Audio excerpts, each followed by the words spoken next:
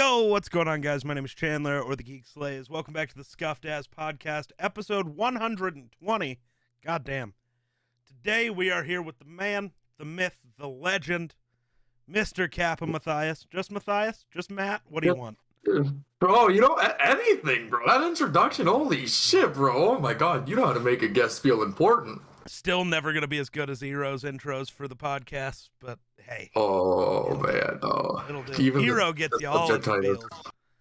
Dude, okay, we're not going there just yet. Give me like 10 minutes. Give me like 10 minutes. Let me wake up a little more, damn it. Oh, shit. Tough. It's tough. But, man, thank you for having me. This is awesome. Of course. We've only been trying to get you on since, like, March. So, oh, yeah. I don't know when, actually. I'm terrible at keeping track of. It could have been 10 years ago. I would have no idea. Dude, and like overbooking is something I fall in so bad because for some reason I think the day has like 48 hours. Then by the time I was off work, I was just like, oh shit, I am so tired and I only have an hour to do my stuff and then it's hitting the sheets. But I'm finally glad we're doing this because this is a long time coming. It is. So for those of you who don't know, Matt is the... I'm gonna use a word and you can tell me if you don't like the word, but he is the creator of FTI, as you all should know what FTI is if you've been around here for more than 14 seconds. That's cool. I mean, it's fair. I feel like I've been doing shit with FTI every week for the last couple months, so... Dude. Unless this is your first time here, you should know FTI. The beginning of April, was that mid-April when you uploaded the TikTok of the animated T-Man? I was like kind of in my head about FTI. I was just like, oh, I have COVID right now. Everything sucks. These four walls are awful. And then you upload that TikTok and I was just like, man, never mind. Like I got out of my head so fast because like your video, you didn't even know, man. And I was just like, that was needed at the perfect time. Awesome. Oh man, 100%. I still feel bad about that one too, though, because like every other person that was on your list of getting the shirts had already made their video, had already talked about it, had already been wearing it, and I'm just sitting here like, dude, is mine ever gonna show up? Jesus fuck. Dude, yours and Jay Matthews shirts scared me because we didn't do tracking on these shirts at all. And I think those were going like the furthest. And I didn't hear back from either one of you guys. And I was just like, holy fuck, no. I get so worried about it because the postal system, at least around here, I have had issues many a time where stuff just doesn't show up. Yes, sir. Or there was one, I ordered a pair of shoes. A limited edition Spider-Man collab with Adidas pair of shoes. Oh, was that like 2018, 2019? Something like that. The Donovan Mitchell. I ended up ordering the Venom ones because I thought they looked sick. Okay. They say they're delivered, so I'm like, oh, cool, I'll go check. Walk out, nothing there. Yeah, go check I live in the middle of nowhere. So I'm looking everywhere, like, did they blow away? Did something happen? I'm looking everywhere. Next day, the driver shows up, and I'm like, yo, where the fuck's this package from yesterday? Keep in mind, I live on a larger chunk of property in the middle of nowhere, so we have a fence that lines everything. And he's like, I tied it to a fence post. And I'm like, oh, thank you. I literally go, hey, yo, dumb fuck, which fence post? Dude, look, okay, I can see 100 of them from here. You dumb cunt. I did it on that specific one. Oh yeah, that one. Man, I was shipping has that like anxiety, not only to like get to the post office to do it, because that's an anxiety trip in itself, but it's just saying, okay, now what I'm giving, like any value, whatever it is, they're in charge of getting this to the person. And when you do no tracking, man, like there's such a, like, you save so much from like tracking to no tracking, and I'm only ever used to shipping in Canada, so I just like followed that route with American shipping. But dude, that was like a 2-week panic attack. I was just like, there's so many people in the States trying to get these shirts, and like I don't know if they're too nice and saying like, hey man, I didn't get my shirt, so I'm not gonna message him, but dude, like, holy shit.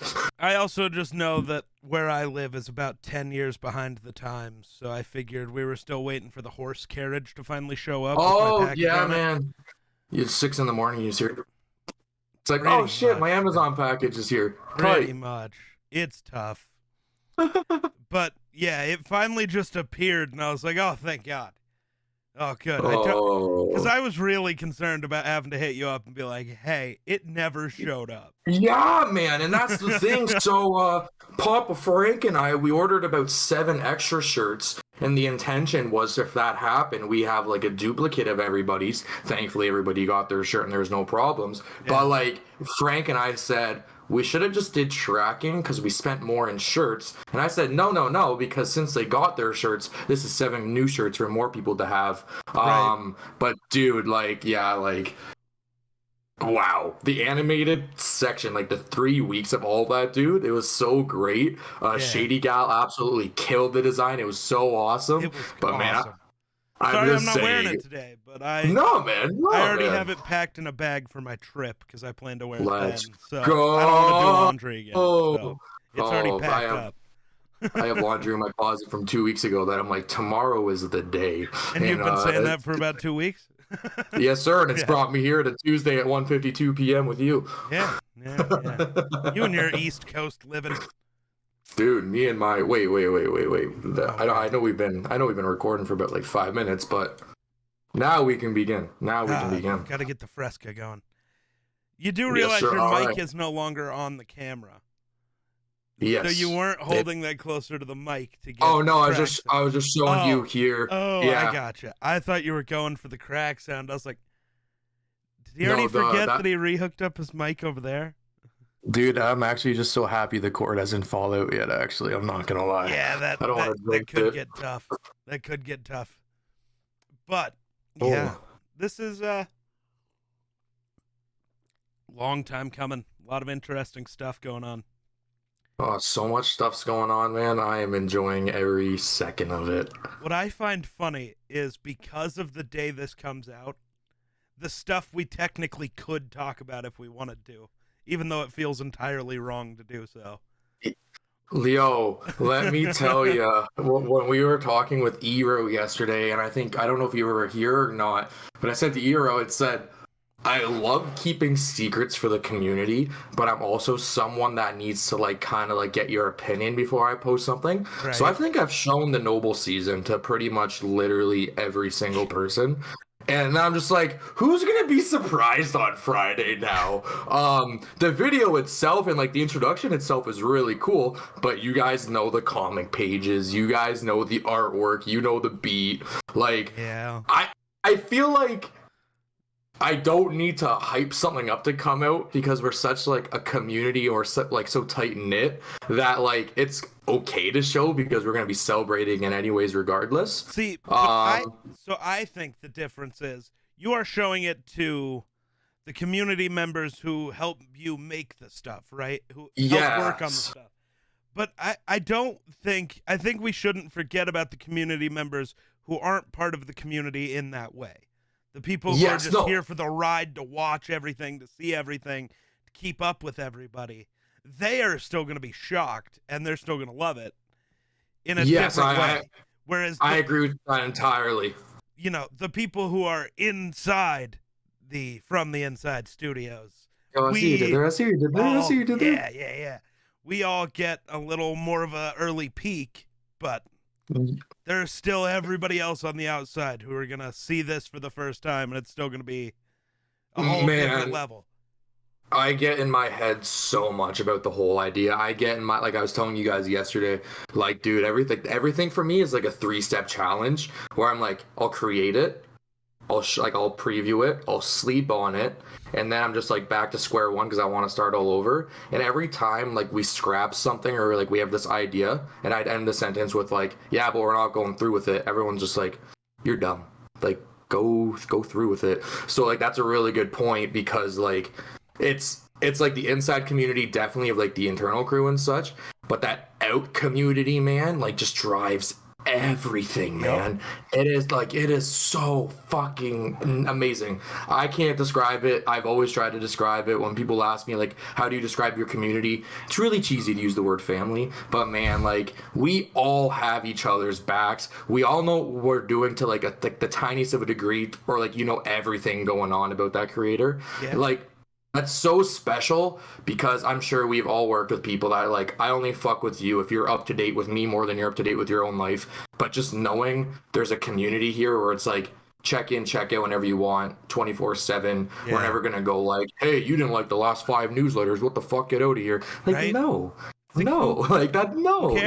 cares? I mean, that sounds really awful, but it's like, I don't care that you don't like every tweet I post. Who gives a fuck? But that's so like Emerson and I call it like Hollywood main character energy, to feel like, yeah, like you might be producing some really, really good stuff, but it doesn't take away that people have like things they need to do in the daily life before they Right. can check out the stuff. Well, that's why you just steal the Twitter credentials for FTI, and then if you don't think your posts are getting enough likes, you just go log in, go like every Dude, tweet.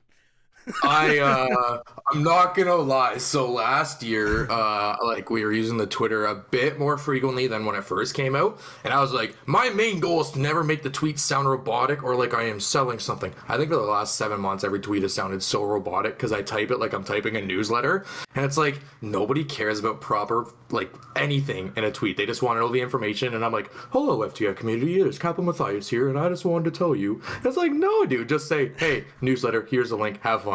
I'm reading a scripted ad. Amazon's got the gun to my head. I'm sorry. Dude, yes, sir. Yes, sir. It'll never be as bad as the video for the Noble season coming up, where you are definitely Oh. pointing a gun at me. Well, dude, since the Noble season's like already technically live when this episode's out, we could talk Right? all That about it, feels bro. We so could weird, 100%. Let's do it. Yo, let's just 100%. I'm really excited for the Noble season. Yeah. I don't know if we want to talk about that now or a bit down the line, but man, I am so excited for it. So, real quick, I gotta ask. I've only been part of FTI for the end of the Persona season and then now into Noble. So do you do multiple seasons a year, or is it like the yearly thing every June-ish? No. So, May? You change seasons? How does that work? So I just realized, like, by going to say, oh, let's talk about the Noble season, there might be listeners that have no idea what the fuck FTI is. That's valid. That's valid. So, just to quickly bring everybody up to speed with what FTI is and what the whole crew does, we're essentially a multimedia collaborative collective. But when Twitter uses all the characters just to type those, we just say we're your community hub to show off what you're doing, and we don't expect like. How do I say this? Because everybody always says, what's the catch? There's not a catch. There just needs to be that genuine like appreciation for both sides. Because like it is a weird concept now, thinking a studio might like hit you up or email you and say, hey, we really enjoy your art. We want to put it in a newsletter. And so many people, and myself included, are like, hey, that's kind of scary. Like, what do they want from me? Like, why are they so nice? And like, what the fuck is the catch? Literally, it is just genuine appreciation and like care about the people in the community. For sure. It does sound kind of sus. I don't know. I never got hit up that way because I knew about FTI from Eero a little bit, and then Yes. just direct conversation with you before Yes. anything else happened. So I like knew what was going on before I knew, before you guys hit me up. But yeah, Dude, if you're it just is- somebody random, that would be like, yo, what's the catch? Do I gotta like sell my soul? Am I Or- giving you like $100 just to get scammed a month later and like blocked and everything? Like, no, we don't Right. play that way. Like, I feel like there's so much art and like there's so much going on with people and like their passion and stuff. Yo, you can ask someone about their job, they're not going to give you any passion in their voice. You can ask someone about what the fuck they love to do. They talk like me 24/7, where they're big, we're going here, we're going there, right? Like, man, I would really say selling the idea of FTI to someone new is really hard, only because there's no like proper introduction other than what we're doing at the moment. We've toyed around with the idea of like that introductory video, but the FTI YouTube needs 100 subscribers for a channel trailer, which I thought was kind of Which is rat. weird. Oh no, Dude, it's it- not. You can pin a video, so you could technically You real pin a quick, video, yeah. you could make an introduction video and not set it as a channel trailer, but you do get to set it as like your front page video. So the minute because my YouTube channel, Oh. I'm not at 100 yet, but my Yeah. 5 years later video that is over a year old now, and I probably need to do something different for my front page video, but that's besides the point. I But have that set it's on the front page. The moment you go to my YouTube channel, it starts playing.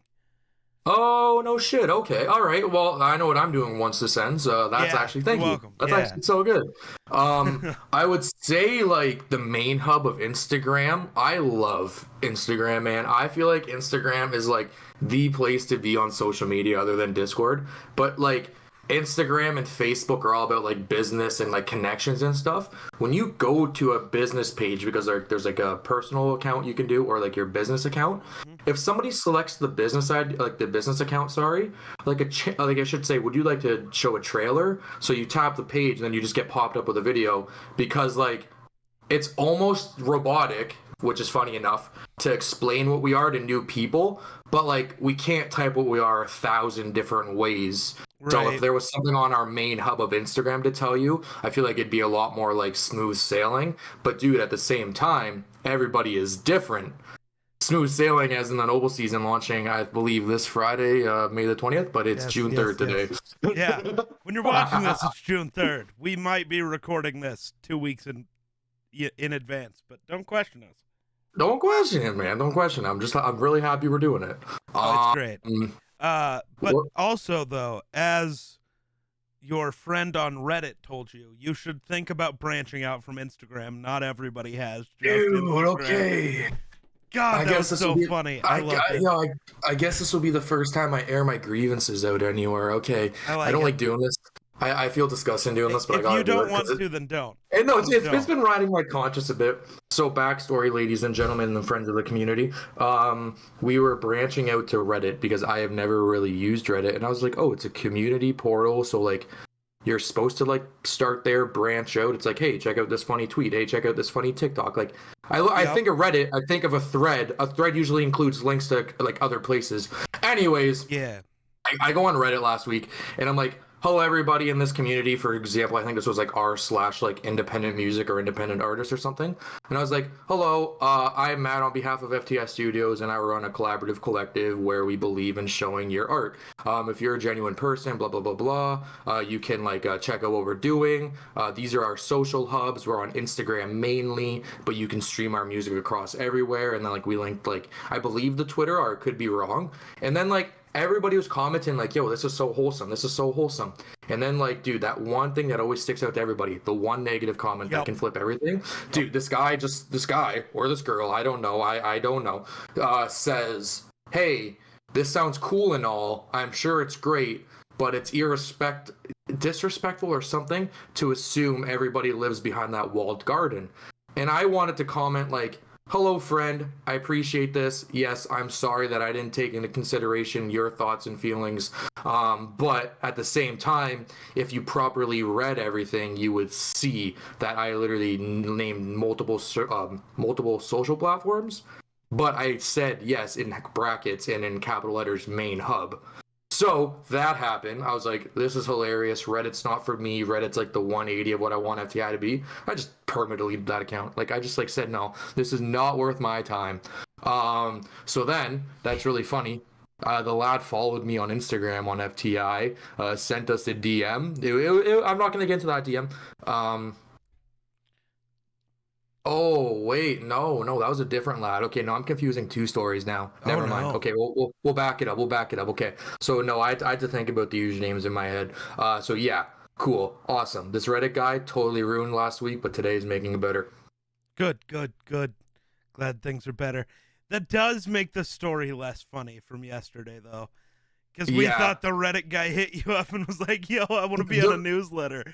Like, yo. The Reddit guy wanted to know what was going on. He just wanted us to reach out to him on a different platform that wasn't Instagram. And it's like, we're not chasing you. We're building a connection on both sides. Like, we're not chasing you for this. We're telling you what we're about and what we do. And I'm sorry, it, to me at least, is really weird to be a creator of anything and not at least have an Instagram account. Because there's so many conversations that might only ever happen there. Yeah, man. And like, I think Instagram making you have an account to watch anything or log in is very like it hurts businesses. Like it does give like creators saying like, hey, get on YouTube, get on Twitter and things. But like you can't post a photo on YouTube for 10 seconds and get people to click it. They just see a 10-second still image and they're not going to go to the description. Right. But Instagram like shows you like everything you're doing. You can tag the stories and everything. I would love to branch to TikTok, but I feel like that's a market that's like different with how videos happen. Yeah. Like it's like the text pop up on the screen and such and like all those cool effects. We're not that, and we don't do vertical video yet.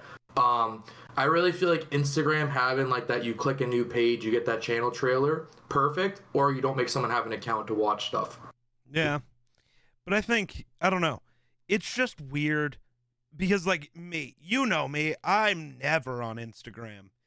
Like ever. The only time I open Instagram is like if I have gone on a trip somewhere and there's something cool to take a picture of, sure, I'll upload that to Instagram. That's why there's one post every 3 months. Or, yes, sir, yes, sir. The only other thing that happens is if I get tagged in a post, I go and I make sure I show whatever that post is some love. Whether it's you guys, whether it's Eero, whether it's whatever.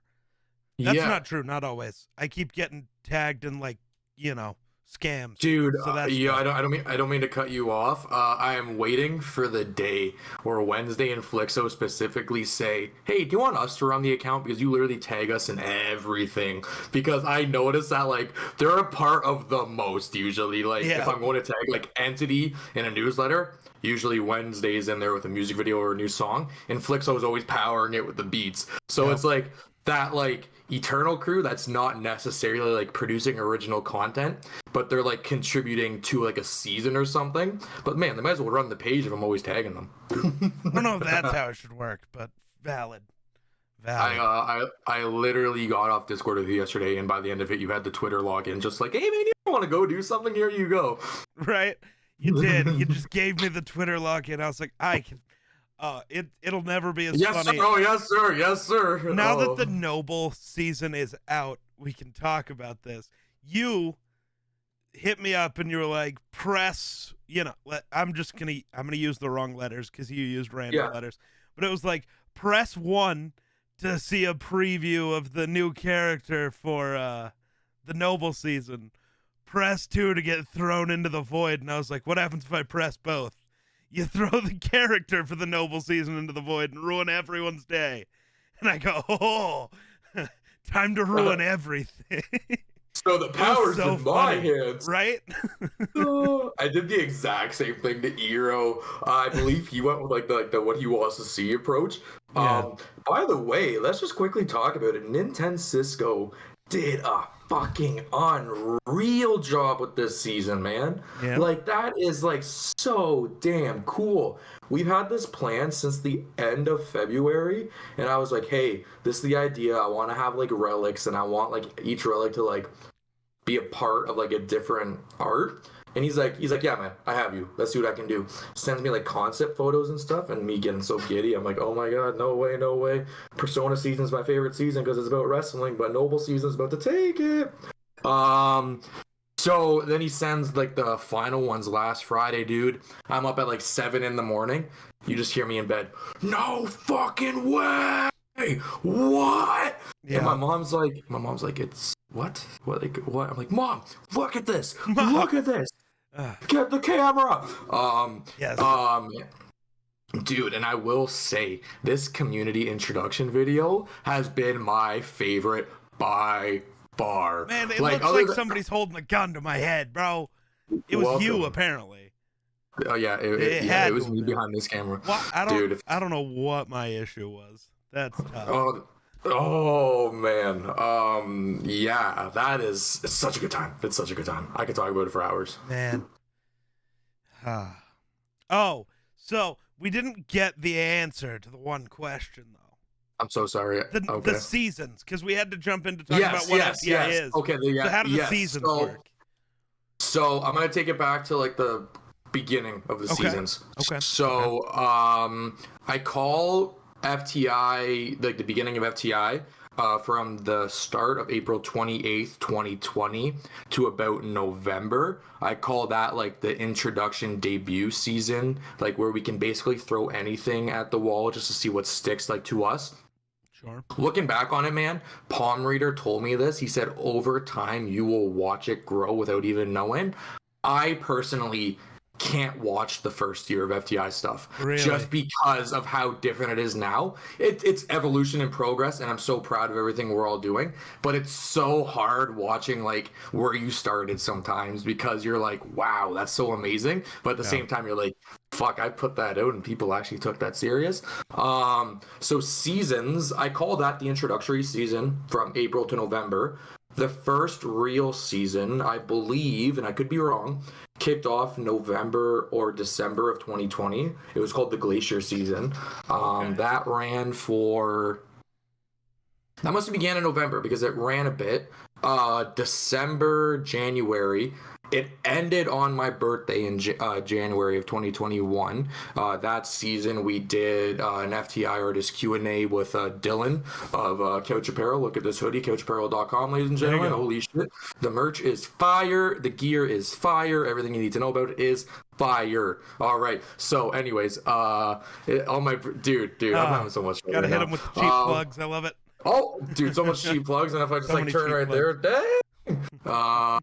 I love so that season hosted the Q&A with Dylan, and then it also hosted an artist collaboration giveaway where we gave away resin coasters for like whatever drinks or such. They were done by a girl named Kyra. Then actually it was really funny. Papa Frank actually won them, and like, you know that guilt you have when you host a giveaway and one of your good friends win it, and they're just like, no man, like give it to someone else. And I was just like, then I'm gonna always want to use that rule down the line, so I want to give it to the winner. I don't want to give it to like re-roll. I don't want to give it to like a new person. It's like the winner gets it. For giveaways, I've only ever had one issue like that, and it wasn't a close friend, because when a close friend won it, I was like, the giveaway was through Streamlabs. You all saw it spin. You saw it land on Jedi. Deal with it. Jedi won. But it was before that. Some guy from Australia was in my chat, and he won. And he was like, yo, I'm happy I won, but he told me, he was like, spin again. And I'm like, yeah, I appreciate you. Know what? Actually, I should have thought about that, because that's a very good point. Like the beginning of like the shipping and such at the very beginning. That's a very good point. But I'm still Team New Zealand with Enigmatic Entity welcoming you. So that takes us to technically the third season, but for me, I call it the second because it has a cool name. It took us to the Orbit season, which was like very like space themed. The backing track was powered by Shoop. This season, bro, I have to bring out like the Google Doc or something right now, because like this is like years ago for me in my head because of how much we always have going on as a community. Shout out making a Google Doc at 5 a.m. that holds everything. Dude, see, you have a Google Doc, I have a Harley Quinn notebook. Dude, you know what, actually? You know what, why you say that? I should be using this. You are right. I should be using this. Let's see. The debut of Entity was on the 33rd newsletter. The Orbit season kicked off on the 54th newsletter on February 12th. I believe that season had a giveaway with Couch Apparel. We gave away a jean tote bag, and he painted a design on one side of it, and then I believe the other side had the FTI circle. A girl named Sarah won that, and that was really cool because she got to create the following artist giveaway. That's cool. Because dude, it was awesome. She did this birthday cake canvas for our 1-year anniversary, but that was at the beginning of the Flourishing season, which that was probably one of like my like most growth. Is that even? I don't even know if that's a proper word. I don't even know if I just formed a sentence, dude. But that's where we saw a lot of growth. That was a really good one. We did we did an artist Q&A with a girl named Brianna Luang, and that was fucking awesome. She's a filmmaker, a photographer. She's multi-talented. She's so great at what she does. And then from there, oh, I know what we did. We went into my favorite season, even though I said it was the Persona season, the Riptide season, man. Everybody calls like the summer of 2016 like the best summer of like majority of people's lives. The Riptide season for me felt like it was such a in the moment, soak up every second of it because it was so cool. We did this Riptide season t-shirt with the One-Eyed Bandit. That was phenomenal. We also brought in Emerson Corleone for the music corner, which was amazing because oh my god, the music corner has introduced me to so many people. Right. And from the Riptide, we went to the Resonance season, which was like themed around like music mainly, but like that was just like the art approach. We did a whole season of Emerson's Music Corner in there. Going back a season, because I forgot to mention something important. The Riptide season brought Danielle Betts in for Danielle's Motivational Mondays. And let me tell you, man, that series will always hold a special place in my heart just because like Danielle is so open. Like she's so like, hey guys, I'm not doing the best, but we're going to talk about it so hopefully we can all feel better together. Yeah. So many people were like, hey, I really needed this because I thought I was the one that could feel these emotions. And it's like, no, dude, trust, man. Like, we have you. Everyone has you. Danielle's a lovely person. That was amazing. So we have those. The Resonance season, the finale of it was the album or the compilation EP called Welcome Inside. We talked a little bit about Welcome Inside yesterday. We don't need to go into the nitty gritty because that's a sore spot for me right now. And then from there, we went into the Persona season. And let me tell you, my man, let me tell you how excited I was to do a season around wrestling. Gave me the excuse to use wrestling gifs on Twitter. Gave me the excuse to use wrestling gifs on Discord. Like, dude, I would literally just search, like, click, like, the GIF button. WWE happy. Then it's, like, Batista doing fireworks. Oh, I always use wrestling gifs because they're just hilarious. Dude, I use them so emotion. Much. There's literally a reaction for everything. There really is.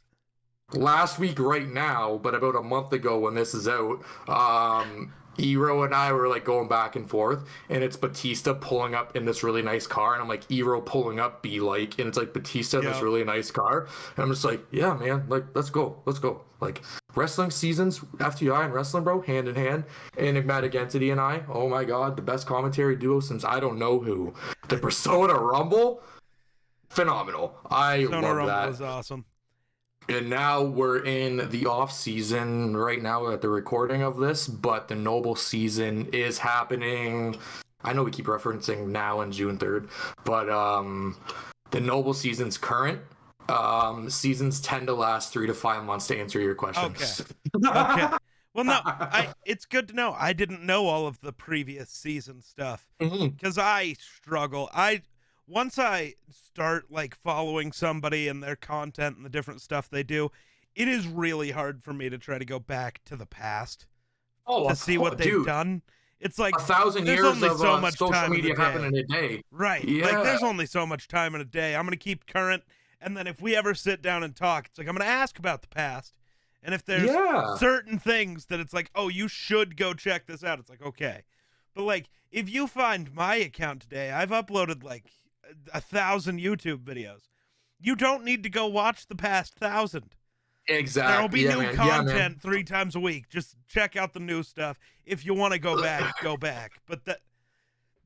Dude, it also like I want to relate this to music real quick. It's like when people gatekeep when they started listening to an artist and they feel like if you're like 5 years before, you have like the seniority over a guy's music that doesn't even know like you really listen to his music. He doesn't give a fuck about you. The artist doesn't give a fuck about you in that way. Like you personally. Like, they don't know you. They don't care. He's not going on Twitter and going like, wow, I'm so glad Bill took down that guy who started listening to me in 2017. Good job, Bill, for listening in 2012. It's like, no, dude. Cares? Like, we're always progressing, and if you're a creator and you're always putting out stuff, you meet new friends along the way because of what you're putting out at that moment. Like you said, they can go back and look at it 100%. That's why it's there. But like that, like you need to go check out everything we've done up to this point in order to talk about it. No, it's not realistic. It's not realistic. It's really not. Especially if you're putting out a ton of content all the time. It's like there's no way. No way. And like I you know what I really appreciate too about people is how like they really find what they enjoy about what you do. Like for example, some people will love the newsletter. Others might not tune into Emerson's Music Corner. Some people love Emerson's Music Corner. They've never watched a newsletter. Right. That doesn't matter because they're still a part of a community and they're watching it grow and they're growing within it. But like to expect like someone to come in and go like, from here on out, you need to keep up to date with everything we do. You're not running a community. You're just driving your ego, bro. Right? Like, you know? I hate that idea because I just think about the amount of shit I put out in a week. It's like you'd have to be an absolute psychopath to keep up with everything I do. And like I want to actually take a step back before this can get tricky if we talk about like newsletters and stuff in a little bit. Yeah. When somebody submits something for a newsletter, we genuinely check that out. Like we ask because our newsletters are like so like we need to see that family. We need to see that genuine, that respect. And then like if the relationship's good from here on out, we do keep up with you and we will go check a past a bit. We do get people that like will send in like not enough information, and then that's when we do like the catalog of like previous to what they've done.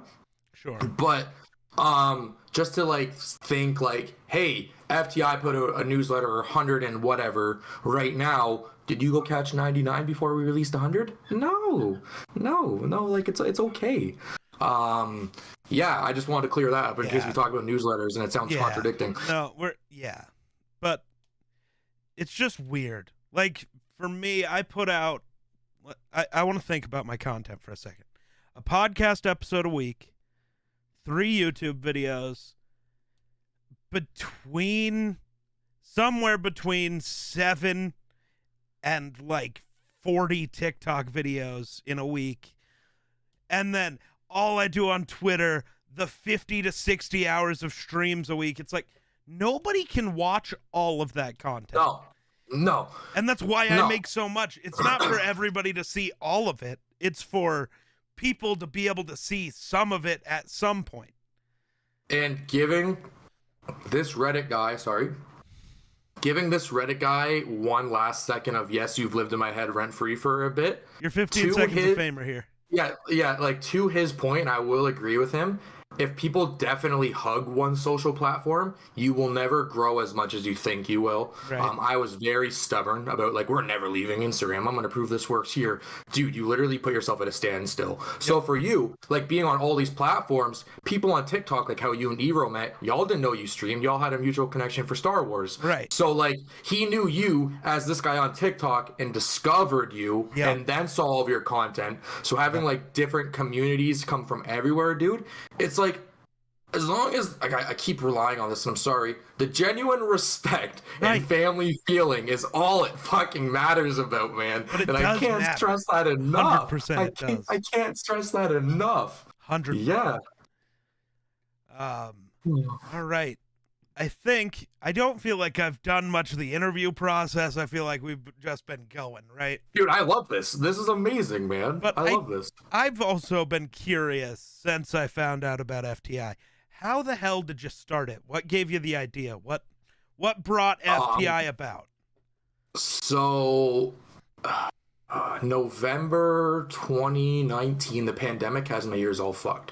Yeah. Yes. So, November 2019, August 2019, we'll go back to the very beginning. Emerson Corleone was performing shows at this place called Harmony Lunch in Kitchener.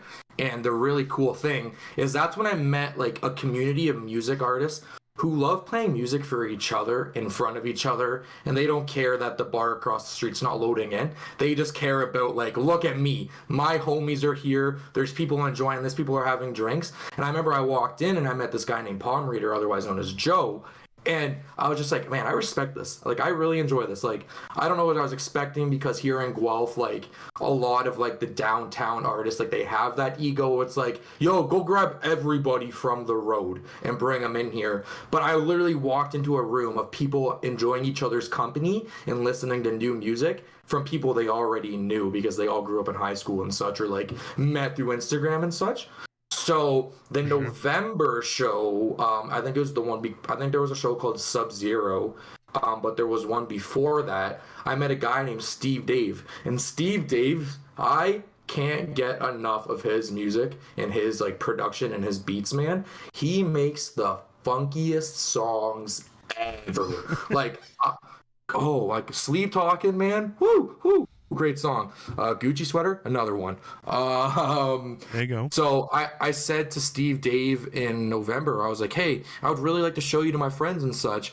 And like, I remember saying that to him and going like, yeah, but like, imagine you had like a community that's like similar to your friends, but you just always meet new friends for the community. Yep. Okay. So that's November. December, January, February, March 16th here in Ontario, or 17th, we went into lockdown for the first time, like when Corona was like this big thing that we didn't know about at all. And my ex-girlfriend and I at the time were like, hey, I can buy a computer and I really want to learn graphic design. I don't see this like clearing up anytime soon.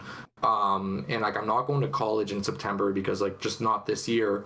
And she's like, yeah, babe, you should like definitely like pursue that. And I was like, I'm gonna pursue that. And as I'm making a website for my graphic portfolio, I'm noticing that I'm messaging a lot of people asking if I can use the work I made for them. And not gonna lie, all their responses, you're the fucking artist? Why are you asking me? Yes, bro, go ahead, of course. And it's just like, yes, it was for you, but there's like personal and like public like projects. Sure. So that happened, and FTI started because I thought it was going to be a client-based thing where like I show you a music artist, or like the community puts you on to an artist, and like we go from there. But I quickly found that was a cookie cutter of like what everybody's doing in like that, like in news and such. Where am I now? April 28th, 2020. I think the TV show Dave was either about to end or was in its mid-season. And man, like, I'm not gonna lie, like, his name, Little Dicky, yo, you laugh at that right there. Dude, his story and his grinding for where he is now, man, that is so fucking respectful. Like, his show is loosely based on how it all happened. And I said, yo, this man literally started a GoFundMe to try to like build a rap career. He had goals. He made his goals public. He worked for them, and in like 3 years, he had a track with Snoop Dogg. And it was just like, yeah, man, like it works. Now you have a TV show where you can tell your career, and people fuck with it enough. You have 2 seasons coming out with a third. And I remember I said to my ex, I was just like, I want to do that. I'm like, I don't want to do like the, you go to college, you get your degree, you impress the right people, yada, yada, yada. I want to do that, but I want to do it my way. So, the first month of FTI was atrocious, man. Like, of course it is, because it's like your introduction. Like, I'm seeing what sticks.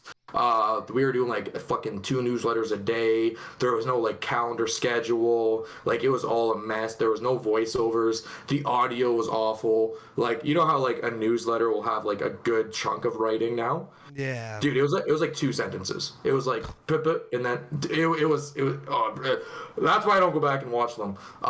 Fair enough. But I want to say the beginning of FTI was, for me, the Glacier season of where I said, I think there's enough of like a small community known presence that I can take this week by week and watch us grow. But that's FTI, and that's the beginning. Okay. I like it. Interesting. It's always interesting to hear how people start whatever it is they do. Like what drives people. It's always cool. last Friday, I had my good friend Dalton over, and we were sitting on the balcony. And I always have to warn people I'm with, and I think I've told you 100 times on text, on voice. FTI is my personality. Like it's like it is me. Like I Yep. can't go 20 minutes without talking about it once or like making like a reference. And Dalton says to me, he said, "Well, if you weren't doing FTI, you still are FTI." And I was just like, the easiest way to figure out what you want to do with your life, if you want to create something, do you like turn up to 100? And like you Right. don't think about it, you'd never think about that because you think like you're creating something so unique and cool, and then when you realize all the core values there relate to you as a person like entirely, man, Yeah. that's like the nicest compliment you can ever fucking get. I wrote it down in my phone and I said, "Don't cry in front of Dalton," because he said it, bro, and like I just felt like so like I felt so great about it. Like I'm so glad someone looked at me and said, "You are that," because Yep. like that's so crazy. Yeah. Yeah, it is. So Oh, I wanna I wanna go back. Was summer of 2016 the best time of your life? I gotta know. so like I need to preface this with for the people that knew me growing up because I'm sure there's going to be a few people listening to this that grew up with me. I was a fucking asshole in high Ooh. school. All right. Like not an asshole to people, but I definitely had that high school approach like where you're 14, 15, 16 years old and you think you know the world. You think the minute you have that freedom, you know the life, you know how like it works and everything. So me and my good buddy Samuel, we kind of like we're like that duo that you're like, "Oh fuck, you're like, are you kidding? Like what are they gonna do now that they think is going so cool, but like to the public they look fucking stupid." Sure. So the summer of 2016 was probably one of the best summers, but for like crappy reasons. Oh. Like it wasn't how I would enjoy life now at all. I should calm down how I said asshole because I realized I talk very passionately. I wasn't an asshole to people. I just had a very big you care what I do and I know the whole world. You graduate high school and you're like, shit, that was the training wheels and now it's life. Right. Nah, I would if I had to like rate my summers over like the ones I can remember, last summer is like I'll never be able to live up to that because that felt like every day we were soaking up something new, something exciting was going on, and everybody was just so like the pandemic is kind of over. We can go drink on a patio, but we have to wear a mask still, but we can go hang out with friends, but we have to wear a mask with them. But now it's kind of just like we can hang out, we can do good. But last summer felt like very open. Like last summer felt like normal, I guess is the word I was looking for. It felt Gotcha. really good. I don't know. I don't think I've ever had a summer that was peak anything. Really? Summers have always kind of sucked. Dude, like, yo, Ontario, man, I'll take care of you. Peak Come down here, me. bro. Like the peak for me probably would have been like February through May of 2020. That sounds terrible because that is like No. peak pandemic. But that was Yeah. like the Mixer switch. So I moved from Twitch to Mixer. Mixer. So I was chilling on Yeah. Mixer. Shit was popping. I was meeting a bunch of cool people, talking, doing a bunch of cool stuff. Like for so far, that was probably peak for me. Is the Man. minute the pandemic started, my life was like, here you go, enjoy your time. So it's funny to me. Everybody's like, since the pandemic started, everything sucks. And I'm like, nah, my life's been great since then. Fuck. Dude, yeah. And like the pandemic was fucking stupid and like I guess like it's still ongoing Oh, technically. absolutely. I don't know where the world is with it, man. Like I don't I have really no either. idea. But like to say like the pandemic is the reason life sucked, it's like you had all the time in the world for yourself. Right. Like no, that no. Let me back up. Let me back up. Let me back up. Let me back up. That was going somewhere bad. Oh, For the people that just genuinely had the free time and they had like anything that they really could do but just didn't want to. I don't think the pandemic sucked necessarily. I just kind of think it was like you didn't find what you wanted to do because there was like a lot of moving wheels like for FTI. when Entity came in, I was just like, how's the pandemic over there? We have no cases. Life's like kind of resuming normal. And then you get people over here and it's like, hey, who wants to link today? Hey, who wants to link today? And it's like, no, dude, this is like time to ourselves. This is like 2 days off on a work week. Like, we're going to figure out what we're doing right now. But Mixer, that is interesting. Yeah, it's interesting. I killed it on Mixer. I loved Mixer. Mixer What was the name peak. before? It was something no, it was Mixer was always Mixer. Was that the Microsoft ran one that came on the Xbox? Like, yeah. No, it had a name before. I don't think it did. Oh, okay. I'm gonna look into this after. I'll hit you with a Google, but because I remember there was a company in like 2016 that wanted the name Mixer because they had the copyright on it of the original name. I always could have swore it had an original name. As far as I can tell, no. Damn. As far as I can tell, I'm still checking things. No, you're definitely right because it probably would have been like a first article or something. Mixer, they shut down 2020. Yep. So I moved to Mixer on February 6th of 2020, and it technically shut down either June or July 26th. I can't remember exactly which month, but yeah, because it sucked. Everything was popping. I was like, yo, Mixer is the place to be right now. I went out to do something. Oh, I was helping my uncle get a new phone because he like knows nothing about phones, and I'm a big tech guy. So I was like, yes, sir, I'll go make sure the people at the phone store don't fuck you over here with like their weird recommendations. Because around here, they like to sell you the cheap, shitty phones that'll break in 3 months, so you got to go buy more. I was like, no, we're not doing that. We'll find you a good phone. I don't know what it's going to be, but we'll get you one. So I'm there. Dude, and I get the first notification because the same day that Mixer shut down, it came out about like a bunch of racist shit happening in the company and sexist shit. And it's like, whoa, what the fuck is going on? That's not a good look. Whatever, put my phone away, go and I'm helping him, step outside for a cigarette, and I look at my phone and I've got like 10 different Discord messages. My Twitter mentions are blown up. I'm like, yo, what the fuck is going on? So I finally like start looking and it's like, Mixer's shutting down. Excuse me? Yeah. Whoa, what's going on? Yeah. Yo, you just brought me back to that. Like I forgot like that happened, but as you're talking about it, I remember like how big of a deal. I really fucked myself over then too. I was so pissed off about it. I was like, Mixer's giving us a month. Yo, that's fucked up. Because in a month, I would have reached the fucking partner requirements, you dicks. Yeah. And I remember how welcoming Mixer was to come in and like grow an audience. Like they were always putting like 0 to 3 viewer people on the front page. You would check back in a week, they have like 20 to 25. And like Twitch at the time was kind of like catering to 25,000 per stream.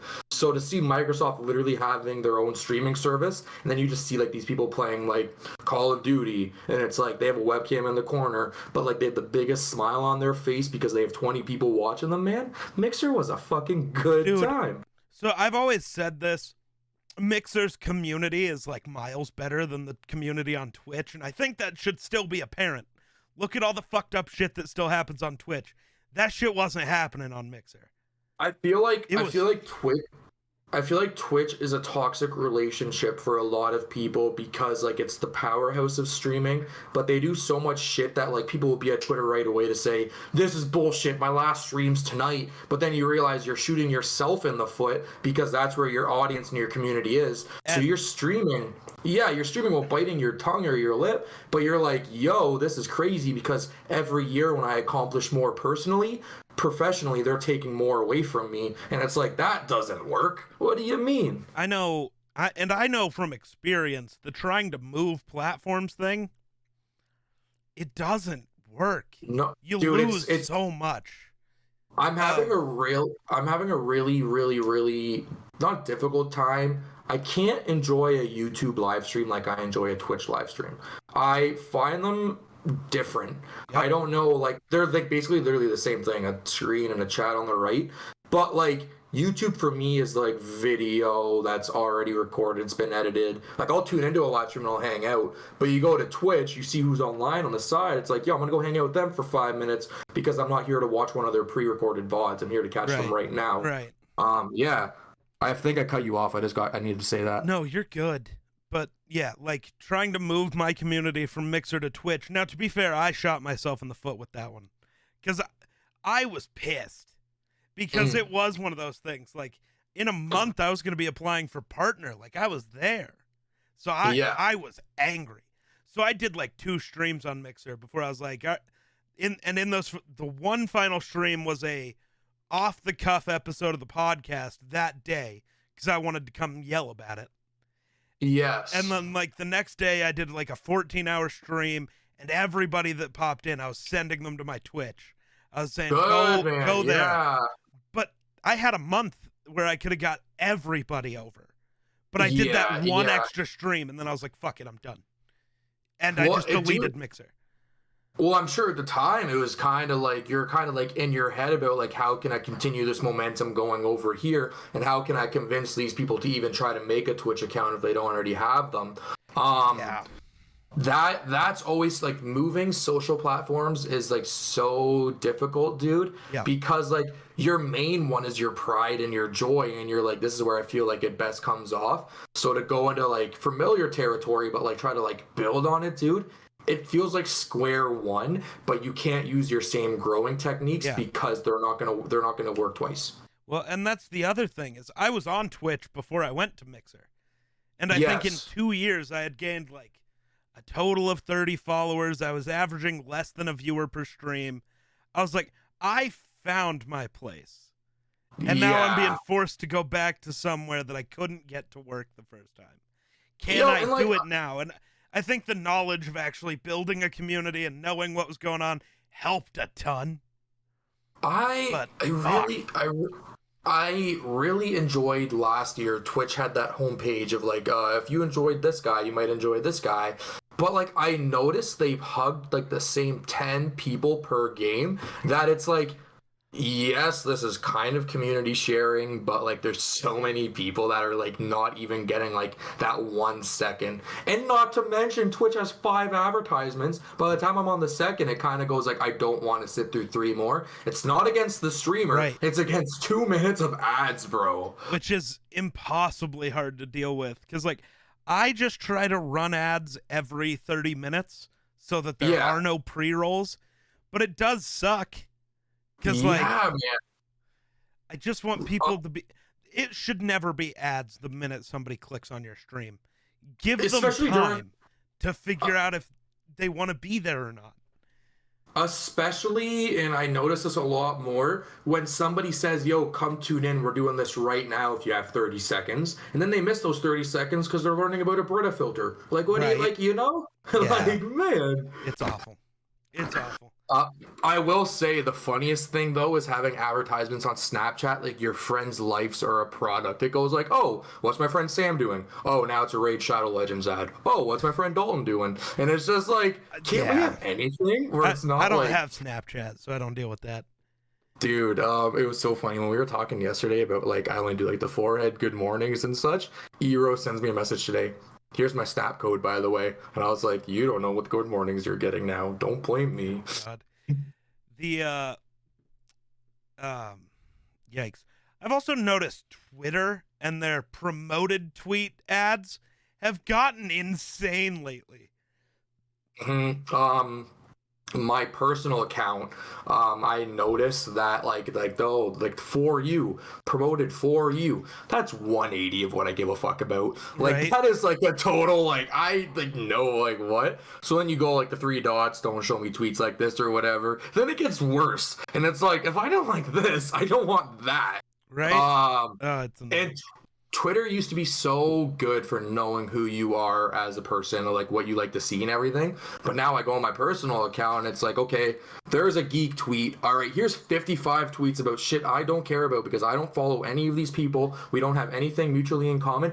Oh, look, it's Eero after 60 tweets. Back to my regular following. Like, And it's Instagram. Weird. They don't even it's not even all promoted tweets. It just will be like, these are tweets that are supposed to be from like gaming. You have gaming as a common interest. It's like, I don't care about them. Yeah. I'm following the people I want to hear from. Fuck everybody else. That sounds awful, but no. So, like, for example, the FTI Twitter page, I wanted to keep that clean specifically because of how Twitter does it. Like, I really enjoy on Twitter following the people that I like to keep up with, so I know what they're going on, because I never looked at Twitter as that, like, that main FTI platform. It's kind of like a Discord for me, like, where we can tell you what's going on. But then I just noticed it's a flawed logic, because Twitter doesn't show you the people that you only want to specifically follow. But now that, like, we're kind of like following a lot more people, checking out a lot more people, I'm noticing the people I just wanted to see tweets of a year ago. And it's like, I'm glad it's happening now, but like when you think of a timeline, an algorithm and such, you're like, the people I follow are the people I follow. And you go to Instagram, my friend, and then it's like top left, click the Instagram logo, click favorites, and you only see those people. Why do I have to click a whole other button to see people I follow for following them in the first place? Right.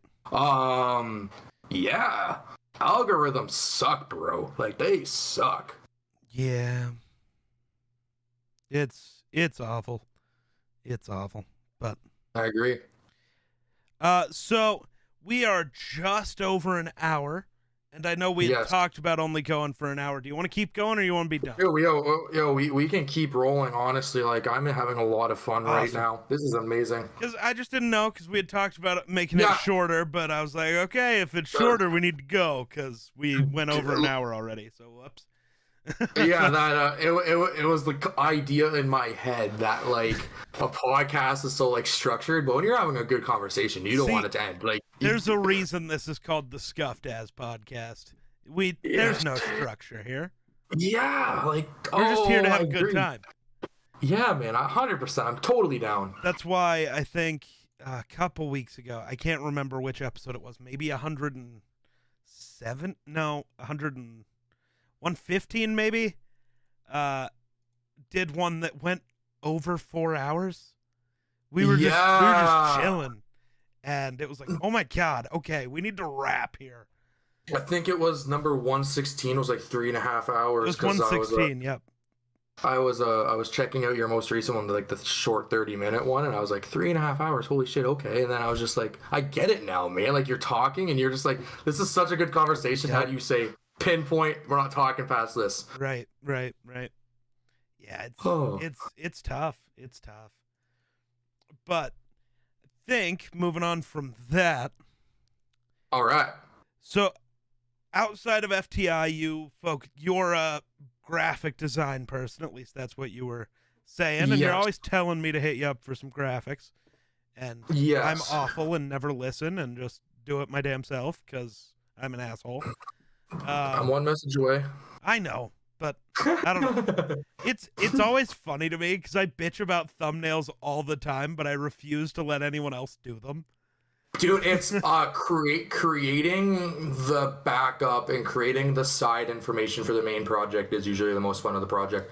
Like, get into like the thumbnail aspect of a video. I don't even know if I use that right, honestly, but get into the thumbnail part of a video is always the best because you know the video is completed and now all you need to do is this. Yeah. So you put a lot of like that like fun creative energy because you can literally see the finish line.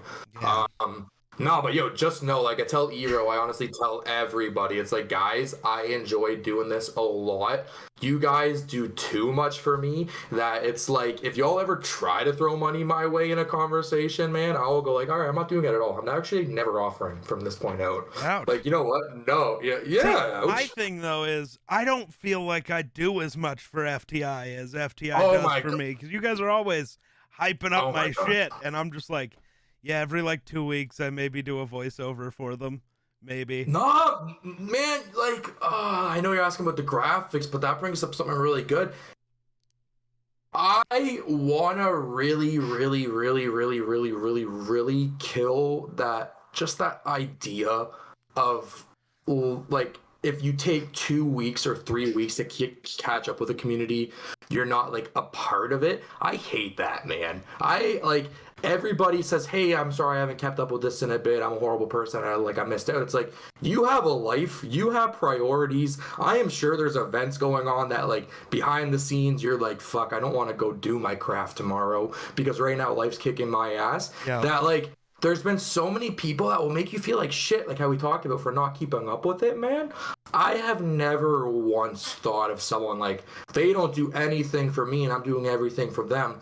There's been obviously those times where we've talked about it, Yeah. but like the core members, I have never felt that at all because, dude, we have each other's back. We're a community hub. It's not For like sure. you need to be like fucking you need to like tomorrow's newsletter in 30 seconds. Or I'm gonna go like, Geek doesn't care about me as much as he cared about Bro, me last I'm week. not even awake when you post the newsletter half the time. Yeah, It's like, dude, not you and Eero specifically, man, go so far above and beyond. I'm sure by now the FTI mascot Lloyd is narrated by Eero. We were gonna keep that under wraps, but I'm sure by this now podcast is already out, so everybody should. Dude. The season's already started. Everybody knows now.